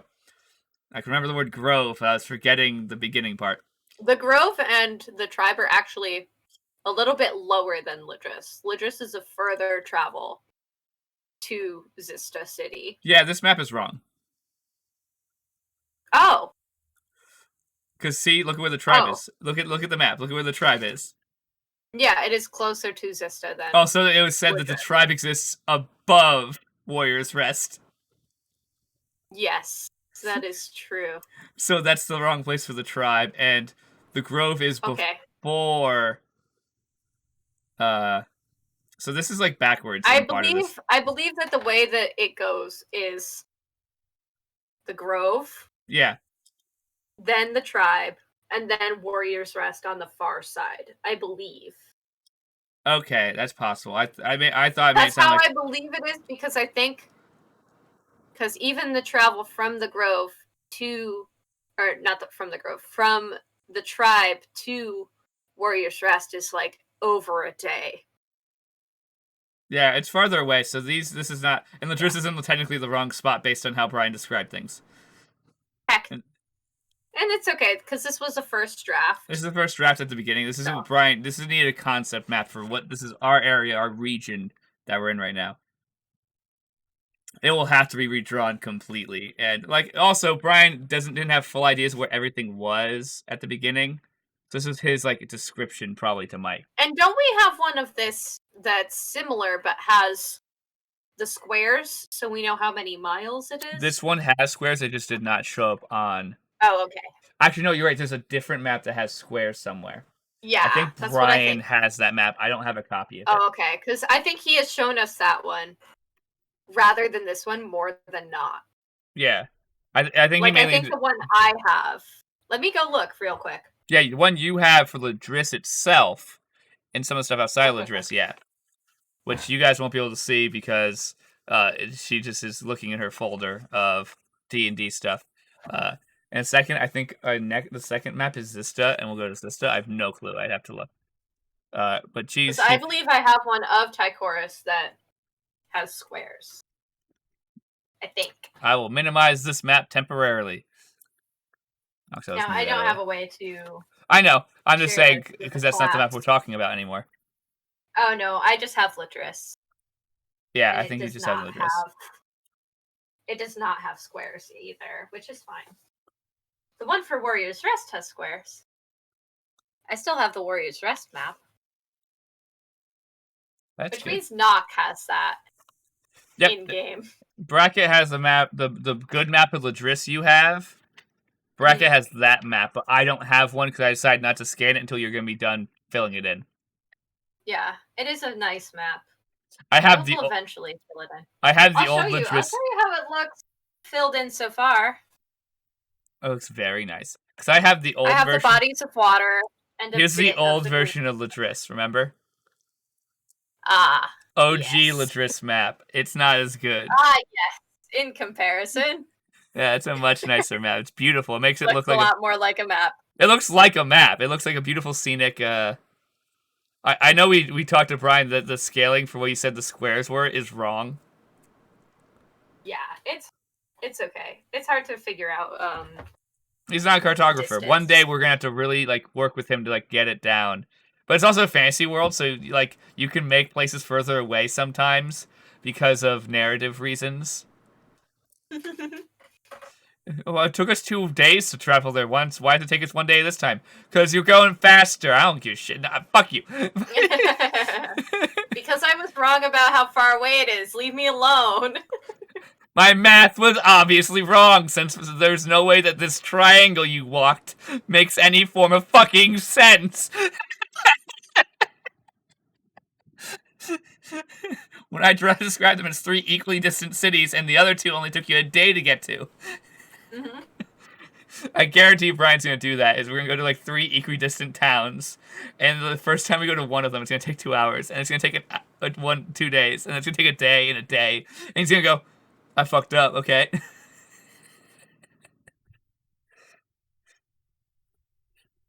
Oh, the next map I'm gonna pull down. Okay, we see map number 2. Yeah, this is Zista. This is without any of the special markings that are on my personal Zista map that I have for Rain. Ladris. Oh, you have Ladris? I have no clue what order they pasted into the chat. That's the Grove. That's my B. I just copied and pasted for the hope for the best. That's fair. No, it's fine. So this is Ladris. Now Zista is on notebook paper. Yep. So we need. That's always well-faring. Yeah. I've always told Bryan you need to make one that's dramatically bigger than this. Yes, it's difficult to see specifically because of pencil also is difficult. Yeah. He likes doing everything in pencil, which is a struggle. Yeah, we need clean lines eventually, but wherever it is in was it Lower West Side or Gurland's Crag that Rain lives in? I can look at the map that has Rain's house on it. Got a separate one that has a little dot for a house. I feel like poor Bryan has to do that thing that all elementary school teachers had to do, where they were like, "I'm not an artist, but..." Yeah, that's what he does every time. He's like, "I'm not an artist. Please stop making fun of me. It's a little rude." It is a little rude. And our more art-inclined people can't make enough sense out of his maps to make them realistic. It's really a big struggle, dude. I would love to help him, Bryan. But I'm just sorry, Bryan. I literally cannot understand Zista's design. Something about it just doesn't work in my brain. I think the problem is this map feels upside down to how you feel like you would walk into the city. I know this is because you enter from the north of the city is the reason why. But I feel like a map, you always walk into the building from the bottom of the map and walk up into it, even if it's upside down. Realistically, the map of Ty'Quorus would be flipped. Yeah. For anyone who lived in Zista. Yeah, it's all fucked up. I'm not zoomed into the right area because of the reason I just described. Because the map feels upside down. Because Rain lives, which you can't, it's not on this map. There! None of you can see it, but she lives in a little alleyway in Salvation's Corner. In a nice so we're in Forgotten Storage right now. We're on the other side. Yeah, well, actually, we're not that far. I didn't realize how close the Forgotten Storage is to my home. Yes. Yes. Because you live in Eastern Freedom, right? I believe I live in Salvation's Corner. Let me look at the thing. Salvation's Corner. I see my little dot. She lives on the She lives on the closest apartment building in Salvation's Corner to the inner north row. To the next. So I believe that the monastery is in Nature's direction, and I believe that Other side, okay. Andy's parents are in Rising Wing, I believe. I do not remember. However, they might be in Haverwing's Edge, and I'm just mixing up the two wings. It's that are right next to each other on the map. We've not gotten this map down yet at all. Yeah, it doesn't work in my brain. The fact that it's circular fucks with me. Yeah, one day we're gonna work to help Bryan make a really good map, just purely for our own peace of mind. Okay, what map do you want to go to next? Your choice is the Grove or the Bad Ladris. Let's go to the Grove. Okay, let's hope that's the one I click on. Yeah, it was! So I love the little sunflower house. It's really cute. Yeah, isn't that whose house is that? It's the florist that thought you were cute. Who? Oh, you mean the hottest woman in town who thinks brackets the shit? Yeah. Now, I do want to say in his defense, I think this one was oriented sideways when he gave it to us. I don't remember. I believe when he gave it to us, it was oriented sideways so that the yeah, you said because you walk underneath that tree first to enter or something like that. We're gonna need help, Bryan, with his cartography skills. Admittedly, it's really hard. He's a writer. That's what he is. That is his profession. He is not a map maker. He's not a person who draws. I think it's just cute. It's fine. I like that he gave one of these trees a little chef's hat.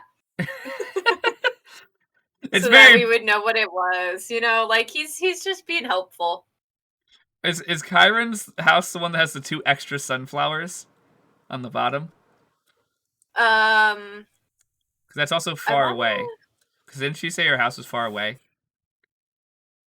I think her house is kind of far away, but I'm not sure if that's where it is. I don't 100% remember. I think on the one that Chiron has, she hasn't marked. Yeah, well, I don't have that. I don't have Aisha's notes. Yeah. I don't know who has Aisha's notes. Uh-oh. I'm hoping Aisha has Aisha's notes. Because I think for the first time ever, Aisha took her notes. I think it's true. I think they're in her laptop case. Yeah, but it's also been a year, so who knows where they probably are. We can hope that's where they are. Her dice have just been in her laptop case unused for a year. No, her dice are here. Aww. Cute. I made her bring... that's actually the funnier thing about us. That session, I said, Aisha, leave your dice, because every time you don't leave your dice here, you bring them home and you never bring them back for fucking 6 sessions. And she's like, you're right, I like my dice. So she left them here, and then we went to quarantine. Almost immediately. That's probably part of why she doesn't play. Oh, it's also the anxiety about she doesn't want to be on Discord and stuff. Yeah, fair. I feel like she would really struggle trying to follow us on the Discord maps and stuff like that, because we had to teamwork when we were in person. Because Asia's a visual person, so sometimes looking stuff on a flat screen is just not for her. Yeah, Roll20 is a little bit frustrating if you're new. Yeah, it would piss the crap out of her. So let's look at... 100%. Let's look at crappy Ladris, because there's a much better Ladris that does exist. That Vicky is coloring. That's the closest thing to an actual art department. That's who Vicky is.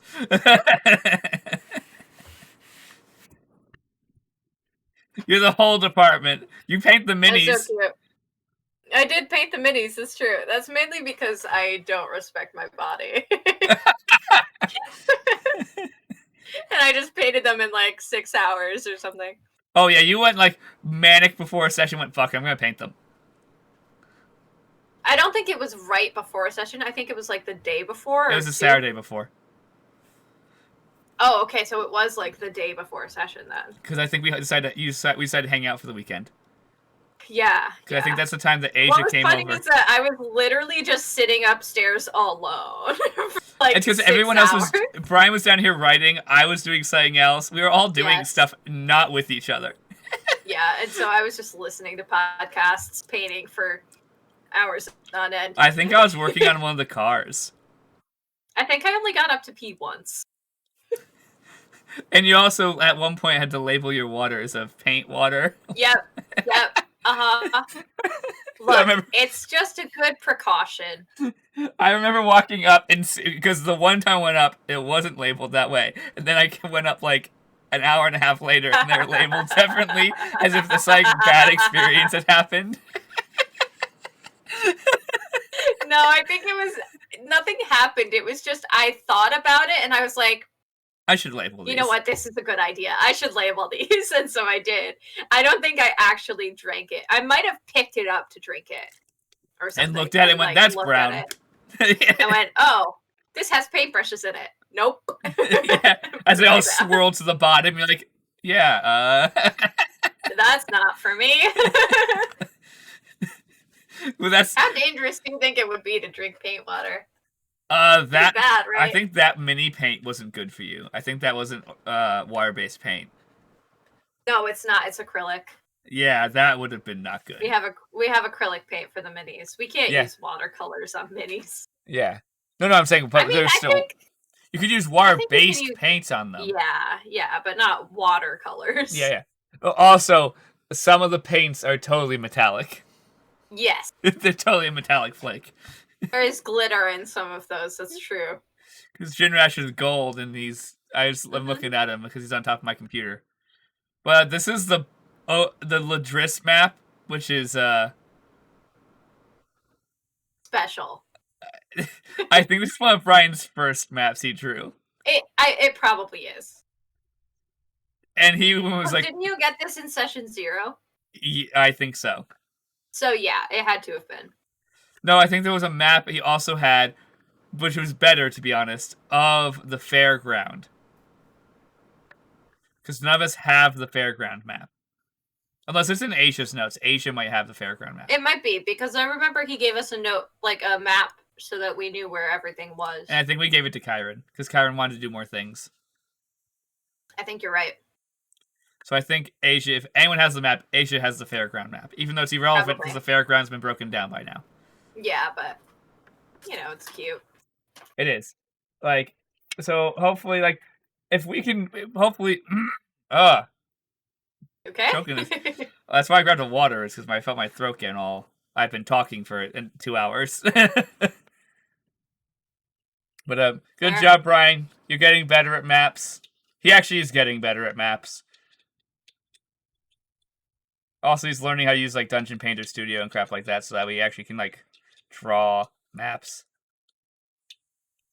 It's hard, because there's not many good map programs out there, to be honest. Like, as someone who's been recently trying to make maps, it's pretty hard. It's a pain in the ass. It really is. It's almost like you just kind of have to draw it by hand, or else it never looks the way you want it to. Exactly how you want it to look. That's a struggle. I was drawing a state. Oh, please don't do that. An estate for rain in the future. If like the city idea I talked about before with you yesterday in private, which it won't be now because that's so far in the future. It's not. It's dumb to talk about it. Like, but I was designing a house. Which one of these save files is that house? I have no clue. I have so many AutoCAD things on my computer. Not that. I was designing a house for rain. Found it. Shut up. AutoCAD's always complaining. It is a 3-story house. It's an estate. It's not a house. Yeah. Because it does have a full gala ballroom. That's 2 stories high. That has a stage. As well as a 2-story high, like, main dining room and a gymnasium. She has a gymnasium? For combat training. You could just have a basement for that. There's no basement floor. Oh. Oh, right. I guess just a... Wait. This is in the grasslands. You You could bait. But we do know for a fact that the Gandits live underground. Well, so no, there's probably tunnels. She could build a basement, but she wanted to have it's a room with light. Mm-hmm. So that way it's like a nice space, because it's not just a gym. It's like it's like the family do stuff area for indoors. Like in the future when movies came out, that'd be where they'd watch a movie together. Mm. Like it's a multi-purpose room. Having like a combat room is like Andy's dream. Oh, I guarantee every time Andy live in a place that has a combat area, but like, and perfectly designed into the combat area. There's a storage area behind it for like storing targets and stuff like that. It's just long enough for the normal regular bow range for you to stand in the doorway of one room and fire across the doorway in the other room. That's exactly 80 feet for a normal crossbow or a regular longbow. Doc would be like, "This is boring." She's like, "We could go. Why can't we go further?" Range like, "We could go to the field behind the building. We could." Yeah. Let's see.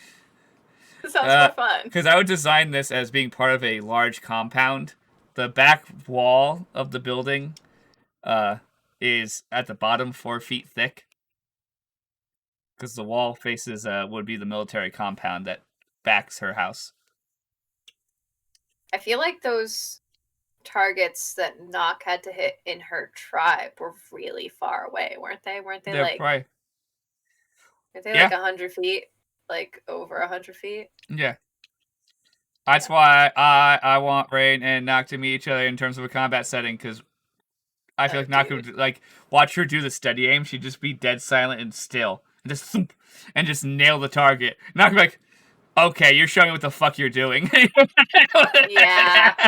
Honestly, that's a good reason for Nock to learn Rogue. Oh my god. What level do you get that at? 3, and I know she doesn't want to go that far into another level. Because of the Ranger stuff. At level 18, there's Ranger stuff. Yeah, I think so. Blah. But Brian's a DM who would allow us to learn a skill. Steady aim, yes.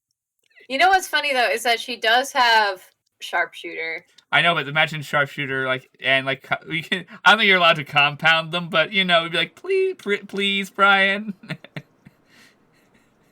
It would be interesting if you could learn those things as a feat. I feel like you could learn steady aim if you studied it from someone who has it. Mm-hmm. I feel like I'd have to spend a lot of time with Rain then. Yeah, training. But Rain's probably not gonna spend that much time with Rain. We don't have to talk. Everyone's just like, why are they always silent? They're training. It's a separate thing than their talking time. I think we can talk while we do this, actually. Rain's like, then what are we going to talk about when we're on watch? Good point. Silence continues for another half hour. Yeah, Nock is definitely one of those people that you can have, like, companionable silence with. Yeah, and you're both having a good time. You're smiling at each other. Like, you're having a great time. Everyone's like, but they're silent. But they're smiling, so I think we're okay. Nock would definitely be, like, goading her a little bit. There'd be a little bit of the... Oh, nice shot. Yeah, when, like, that one shot that goes wide from that one bad roll. Rain, that's 1 out of 42 I've shot. Like, calm down. Well, if I can't bug you about the one, how am I supposed to make fun of you at all? Yeah, I feel like they would have fun doing that.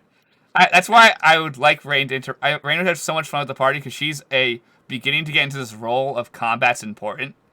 Because she's always kind of avoided it actively. Now she's using her bow more. I feel like she would want to practice more to get even better at it and get expertise. Yeah. Nock is a good person to learn from. Because she has been working with her bow her entire life. Yeah, absolutely. And Rain would also... There's a reason why she gets a +10, guys. I feel like Rain would also want to learn 2-weapon fighting.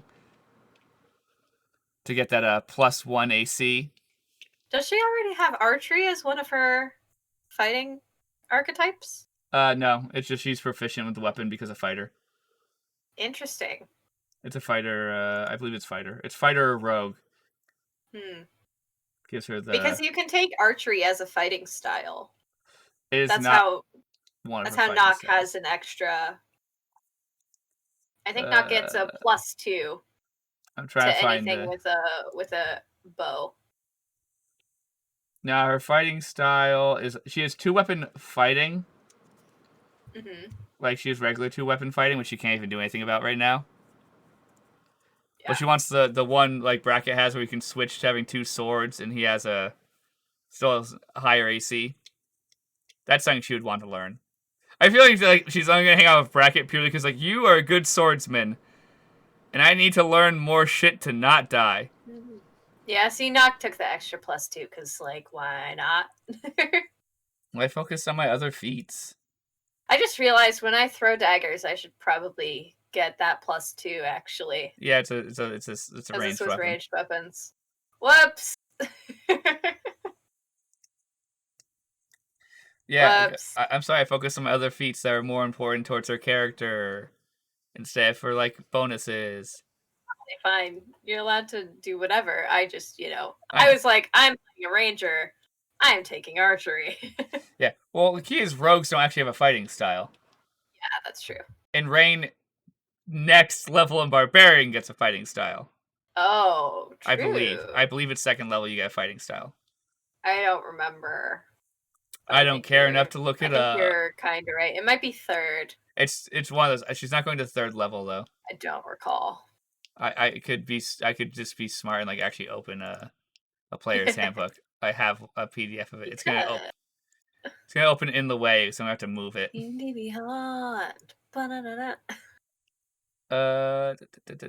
Classes. Yeah, let's zoom that into a way that someone could ever fucking read that. That'd be nice. Don't you hate that when a PDF like shows up and you're like, yeah, I definitely want it as small as possible. Yeah. That's why, like, back when that was all I had, I used to use like a tablet for them because they sized the pages perfectly. Oh no, you get reckless attack. Reckless attack. I think eventually you do get a fighting style as a barbarian, though. I think it's just higher up. I guess I'm now reading through it, so I have no clue. No. You just get more stuff. You don't get an actual fighting style. Maybe it might be involved with your class features. Oh, maybe. And stuff that like the choices you make with the path and whatnot. Mm-hmm. Like those might make you pick a fighting style, but I do not know. It does not say it specifically, so it might be a sorry, they're called paths for the barbarian. Mm-hmm. Yeah. But I think it's the paths that let you get specific fighting styles, because one of the one I took as my other character that is not streamed, I think he got one as well. Yeah, no. Rain's probably gonna get to get the reckless attack, because that's just useful to her. It is useful. She can uncanny dodge and reckless attack. Yeah, then she doesn't have to use steady aim. Yeah. Like, she can just sit there and just give herself advantage. Just... Yep. Although, keep in mind, when you use reckless attack, any attacks against you have advantage for that turn. I know. That's why she probably wouldn't. It depends on the situation. It's good to recall. Just putting it out there. It all depends. It's something she would use at a, like, this is the end of this fight, hopefully. Yeah.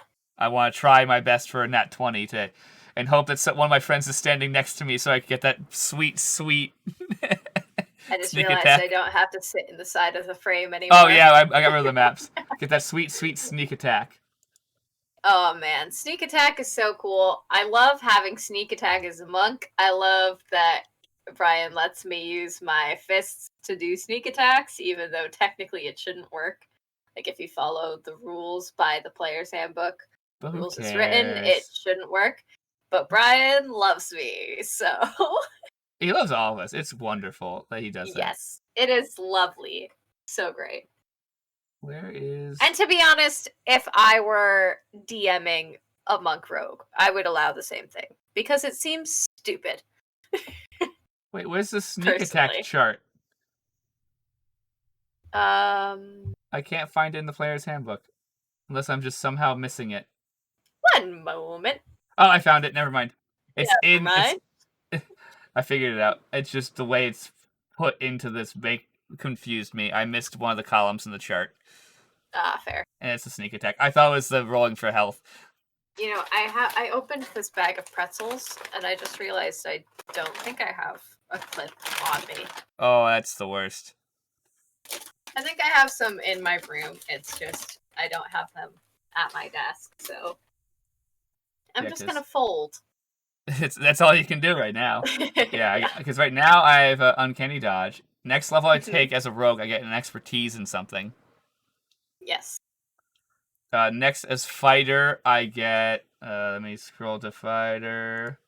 Expertise is so fucking cool. I get Action Surge. Oh man. Oh boy. Action Surge is worth, to be honest. Rain is such a broken. I love Rain's build because no one builds a character. It is a crazy fucking build. She has what, 3 classes? She's 3 classes. She's 5 levels in Rogue, I believe. Yeah, 5 levels in Rogue, 1 in Fighter, 1 level Fighter, 1 level Barb. So fucking broken. Oh, she's in combat. She can be. If I play my cards right, I can break combat in some ways. I can do so much damage that you're not supposed to be able to do as a barbarians aren't supposed to they're supposed to sit there and hit things one hit at a time slowly as they tank damage. So Rain can tank damage, but then she can sneak attack if she has a friend next to her. So that's just broken. Broken, yeah, absolutely. But you know what? It just means you have to keep track of all that shit, bro. That's why I'm happy it let me even do it on D&D Beyond. Well, yeah, I think on D&D Beyond you could take 1 level of every single class and it would work. As long as you have the stats for it. As long as you have the stats, yeah. If you have a 13 and everything, go right ahead. Yeah. Yeah, Rain's 1 low stats, wisdom, it's only a 12. Imagine a character with a 13 in every single ability score, and so they take 1 level of every class. You wouldn't be able to play them because they can't cast spells.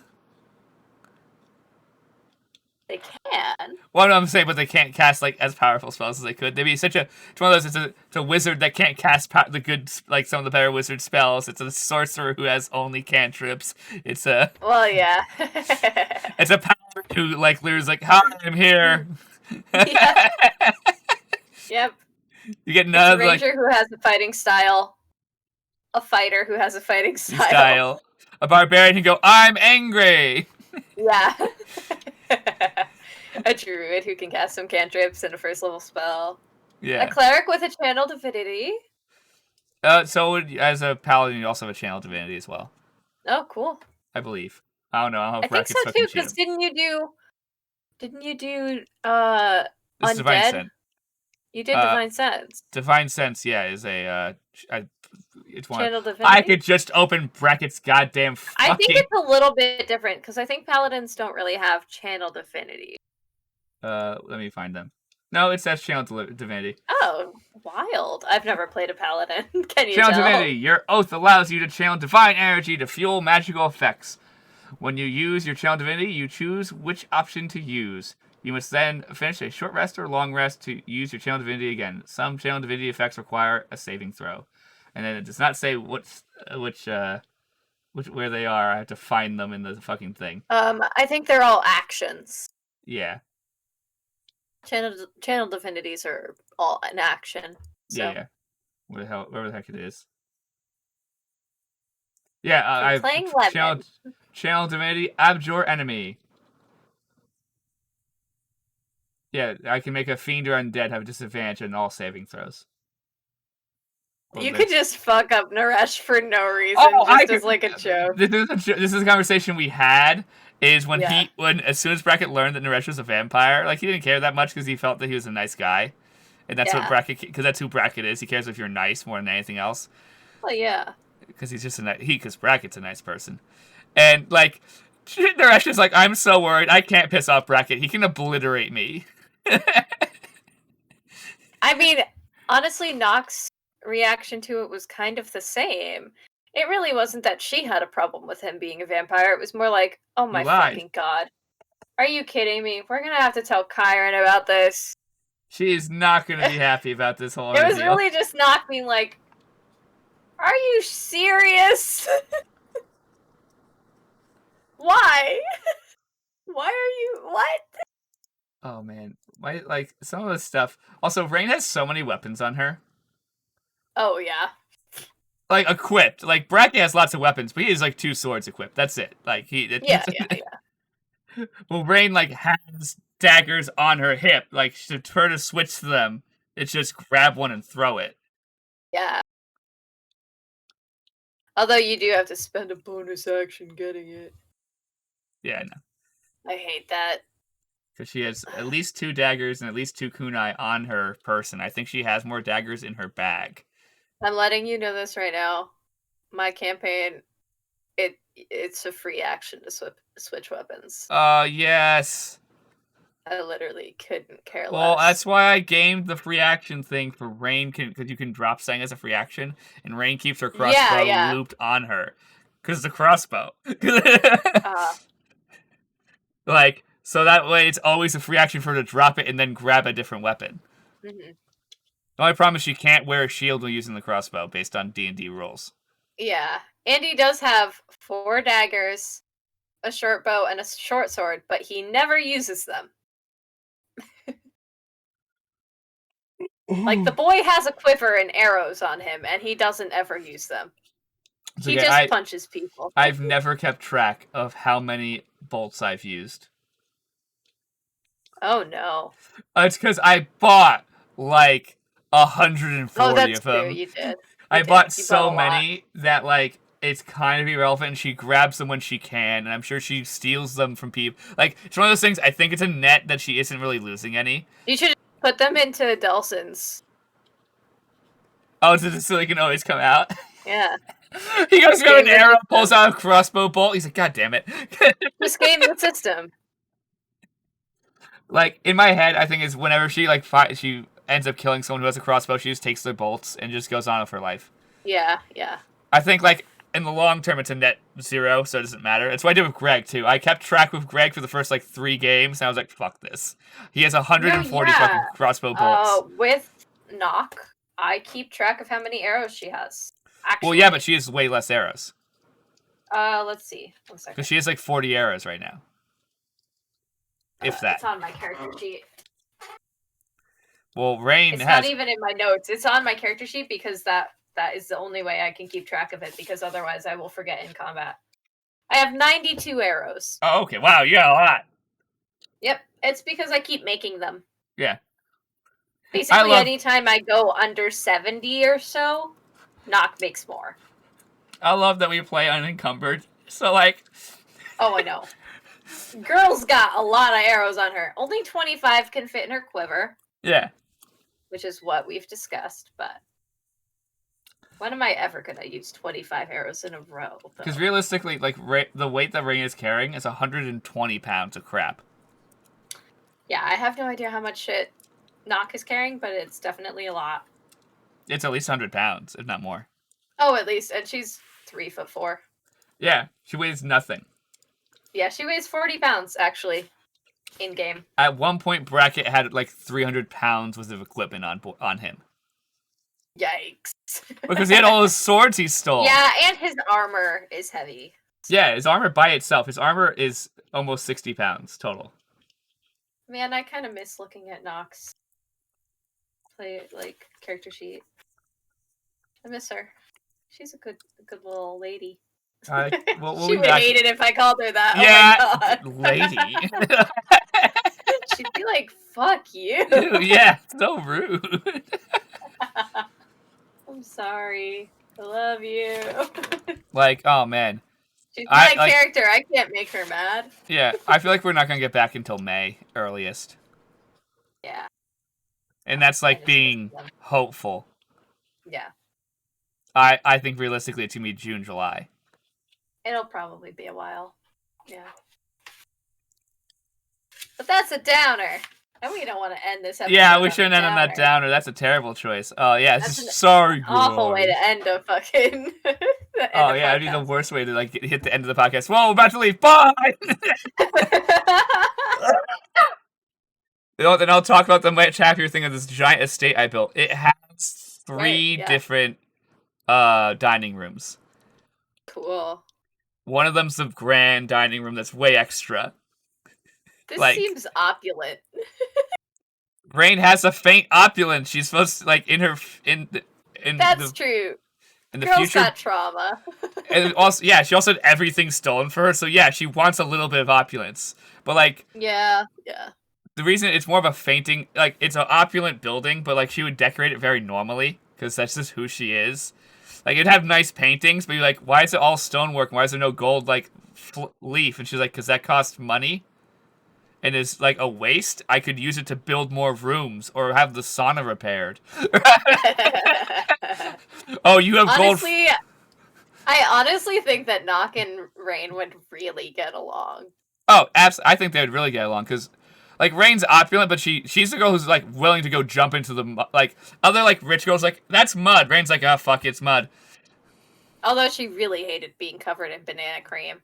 That's because there was other options. And it was worse when she learned that this was a stupid reason we were doing it to begin with. So that's why she was really unhappy. Like, also, I feel like banana cream is way worse than mud. Like, I felt a squishy banana. I feel like that's more uncomfortable of a banana texture. Cream isn't like a squishy banana. Oh, you're right, yeah. But I still feel like that's a different, like, a texture that's definitely different than mud that feels more normal. It's like, yeah, I know. It's like, if you get like a donut with cream in it. I remember because I had banana cream cheesecake recently. Yeah. It's like it's kind of like pudding. A ganache, almost. Yeah, like pudding. Yeah, it's a little thinner than pudding. The reason why Andy didn't mind is because, like, it's edible. Rain was unhappy because she knew it was going to smell, because she knew that it had stuff. It's not as bad. If you can just lick it off, what's the problem? It's in my hair. I have lots. Rain has lots. She has very dense hair. Rain has lots of hair? Yeah, I understand Andy has lots of hair, but like Andy is literally covered in fur. But he's also a cat man. He's just gonna lick himself fucking clean. Yes, he is. Rain is a human being, and you have to remember, do you know redheads have a higher hair density than regular people do? That's true, yeah. So, like, she has thinner, more dense hair. So, like, when it gets in there, it's fucking in there. It's like multiple showers till it's out. Ooh, honey. Yeah, especially since there's probably not, like, good shampoo. No, there's not good shampoo. There's not good showers. They're not what we have now. It's like dumping a bucket over your fucking head. Poor girl. Yeah, like, luckily she didn't have to do that because of how the machine worked to wipe it all away. Yeah, that's true. But that's why she was unhappy, because mud... Andy was more unhappy because it was gone, because it took it out of his stomach. Yeah, I know. Because, like, that's the difference in mud. Mud isn't bad for your hair, depending on the context. Regular mud isn't that bad for your hair. That's true. People put, like, henna in their hair and stuff to dye it. Yeah, so, like, mud's not that bad for your hair, so, like, and you can wash it out because it's dirt. It washes out. Yeah. I feel like the peanut cream, because of its milk content, would get in there. Not that you should really wash dirt into your sink and stuff. Like, that's probably not good. Like, guys, maybe don't do that. Like, if you're gonna wash stuff out of your hair, like Boston cream or dirt. This is the weirdest advice ever. You should probably do it with, like, a hose in your backyard. Yeah, you should start with the hose. Please don't.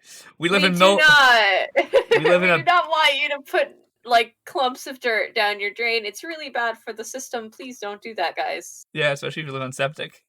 Just, disclaimer. Don't wash dirt down the drain. Didn't think we were gonna need that disclaimer. Just in case. I don't want anybody, like, emailing us. That would be the weirdest. I washed my dirt down the drain. Well, you're stupid. I'm sorry. I'm sorry you lack common sense. Well, I don't want anybody yelling at us over email. But it's like, in theory, if you're going somewhere that's already gonna be muddy, it's too late anyways. You're gonna get dirty. It's irrelevant. It's that or die. Yeah, I'll get muddy. Rain was in we're gonna die situation with the banana cream. She was like, what the fuck's happening? Why? This is bullshit. And then she got her brain taken over too, and that fucked with her. That made her unhappy as well. So, like, she was unhappy on multiple levels. Yeah, see, that was, like, the best time Andy's had in the past 3 days. Yeah, Rain had a shit fucking, like, half hour and there. He was like, yes, thing I can fight that I can eat? Hello?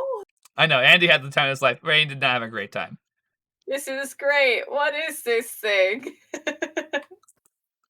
Oh. Why is there a giant living pie? It was also just like some of his joy was 100% influenced from my joy. Of how I'm fighting a ridiculous this giant is. pie. I was just having that was like probably one of my favorite sessions. I was having such a good time. It was just It was so fun. it was so silly and like it didn't feel consequential and it was like, you know, it felt like a treat. Yeah. Like a little, hey, I know you guys have been through a lot lately. Here. I love you. Yeah. From Bryan. Even though I feel Rain was just like, I'm so over it by the time like it was all over. Yeah, yeah. See, Andy does really enjoy fighting most of the time. It's just that the fights that he's been in lately have been really stressful. Yeah, people be dead. Yeah. Yeah, people have been dying. That's not a fun fight. Fun fights are where people don't die. That's why he used to fight in the Undersystem where it was literally impossible. Yeah, absolutely. Like, Didn't have to worry about that at all. yeah, poor boy. He doesn't want to kill anybody. Like, what? No. Yeah, that's where that Brain would kill people. Yeah, Andy doesn't want to kill Bracket anybody. will kill people, but yeah, I don't think he ever feels good about it. Unless they are genuinely evil, then his level of concern is literally 0. Yeah, I mean, we kind of had that problem with the Gandits, right? Like, that was the first time that Nock had killed, like, a human. Bracket's kind of happy he didn't have to fight any of them because he's like, and especially after he learned the Gandits technically weren't bad, he's like, because Janthel's like, oh, they're supposed to, I sent them to create peace in the grasslands. Bracket, wow, about that. Yeah, Nock feels a little bit worse about killing just a bunch of them. She really didn't let them run, is the thing. No, you murdered those fuckers. Yeah, she feels kind of bad. Like, you It's murked those because bitches. so for her, from her perspective, like when she is in battle, it has always been to the death. Yeah. She's never fought like to subdue. Yeah. Which is interesting because like Andy is the complete opposite, has never fought to kill. No. So it's very interesting seeing like the dynamic there for Nock because she doesn't do fucking non-lethal damage. Like Bracket's actually, I think, even though we've fought so much, I don't think Bracket's actually. I think he's only killed like one thing in the entire campaign. Nock has killed a lot of things. Well, that's because you're a ranged attacker, so you get that nice fun of not getting the crap beat out of you. Yeah, yeah. Some animal just be like smash, and you be like, ow! Until sometimes they just get up on me, and then I'm like, well, fuck. Now I have to take out my scimitars, I guess. Yeah. My scimitars that I suck ass with and never hit anybody with. Okay. I almost never deal damage with those scimitars. We almost went to another negative note before getting near the end, because we are near that end point, because it's midnight. Yeah. Now I'm just thinking about scimitars. Now we're beginning to trail off to just talking and bullshitting. The reason why this podcast works is because me and Vicky and me and Creepy or Creepy and Vicky, all of us just can bullshit about D&D for hours with each other. Oh yeah. I feel like this has been the most D&D focused disaster cast. Oh, probably because Bryan likes to talk about anime at least for like a small period of time. Yeah. Or something like that, or a show that we both watch, or a video game that's out.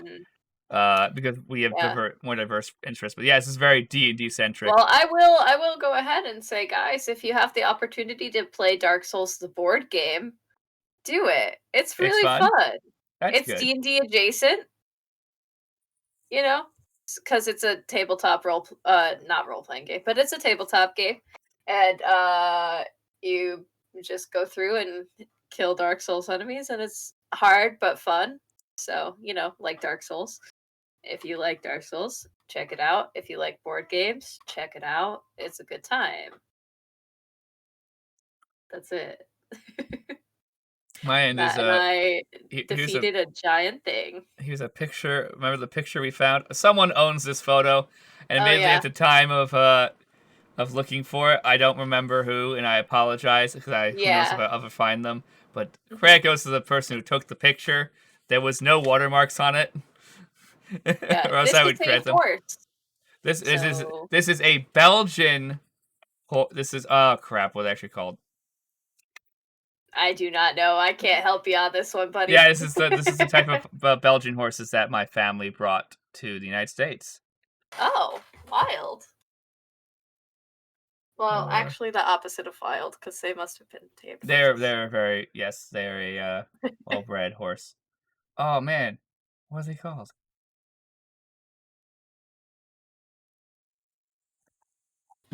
I'm sorry. Now I'm tangenting to remember what they're called. Horses.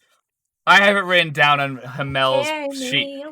This is the picture we decided what Hamel looks like. Ah, yes. I eventually want to well, I don't know if I 100% want to, but I maybe eventually might want to repaint Vane's miniature to make it look more realistic to how Vane actually looks, or at least like change up her wings a little bit. To be closer? Yeah, just to like, I kind of want to add the red spots. I want to buy not the celestial horse we use for Hamel and buy an actual like mini of that type of horse. Oh yeah. You know, they have those types of things at like art stores. Yeah, I know. It sadly won't be sized to fit on like a D&D map, but that's why we have like a giant weird panther and then a tiny weird bear. Yeah, we have some struggles there. And like a weird owl for a bit. Remember that other owl we had? Yeah, he has an owl somewhere else too. Yeah. I think I feel like it was really small, wasn't it? It's a little like jade owl. Yeah. It's cute. It's just not a mini. Interesting. If I'm correct, that is the Belgian horse. I think it's Belgian horse. I have to look in Hamel's sheet. It says it on his sheet. I'm too lazy to walk over there because it's the end of this thing. We'll talk about it after we're done. This is our final thought. It's supposedly they're one of the strongest horse breeds. Aw. Strong horse with strong boy bracket. I'm gonna ask Bryan to increase his strength. Now. I just want a +1, Bryan. Please. I don't know what his stats are, so I have no clue that would make him I picked the fanciest horse. Can I? The biggest and strongest and fanciest of horse boys. Is that horse stronger than like a Clydesdale? They're considered in the same like strength range. Clydesdales are a little weaker. Are they as big as a Clydesdale? Yep, they're big horses. Oh boy. Yeah, Bryan picked a big ass horse. It's not a normal horse. It's just. Oh boy. Now I'm just repicturing us riding through Ladris on your horse. Oh yeah, here's a big draft horse. Oh boy. Wait, I think there are draft horses in D&D Beyond instead of horse. Oh, then I might need to look. We might look into that then, because I think there's different. Because look at how muscular that big boy is. Yeah, he is a muscly boy. And beautiful. I like that his hair looks terrible. I feel like Hamel's hair is well styled. Yeah, he has a bad haircut. That horse. Yeah. No offense to whoever cut his hair. It just kind of makes him look like have you ever seen like a sound guy? Oh, you mean like the sound boom? Like you mean just like a dude that sets up sound. Why they all look crazy? They have that kind of haircut. They all have the whoa. Yeah, just like the You mean what Brian May looks like? I don't know who that is. Brian May is the lead guitarist of Queen. Oh. That giant hair. Whoops, yeah. Yeah, just like that, like, oh, you used to be a bassist, didn't you? Yeah. Okay. You played in a band. Yeah. That was the best time of your life. You told people that you were the drummer, but really. We know you played bass. We know the truth. We know the truth. We know the truth, everyone. That's how we're at this. No diss to bassists. I love bassists. We love all musicians. Yeah. Keep making it, folks. So we will see you later, Nat Disaster people who are still watching. Tomorrow. Yeah, tomorrow we're gonna see you at, I think, 7 realistic time. Probably. It sounds like maybe I think a little Bryan. Bit later. We'll see. I think Bryan wants to start at 6:30, and I think he's a dreamer.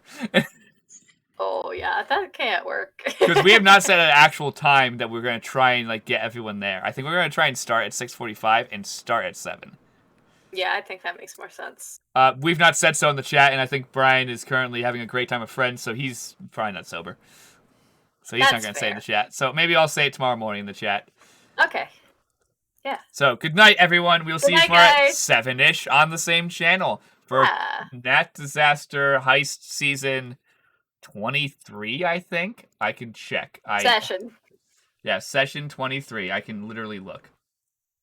Sorry, Session 22. It'll be Session 22. That's what I was thinking, yeah. It's 22 or 23. I just didn't remember. Yeah. So we'll see you for it Session... is 23. It is 23.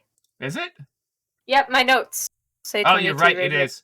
So, yep, I was right. Awesome. So, Session 23. The labels on Twitch were wrong for the last session. So, we'll see you for Session 23.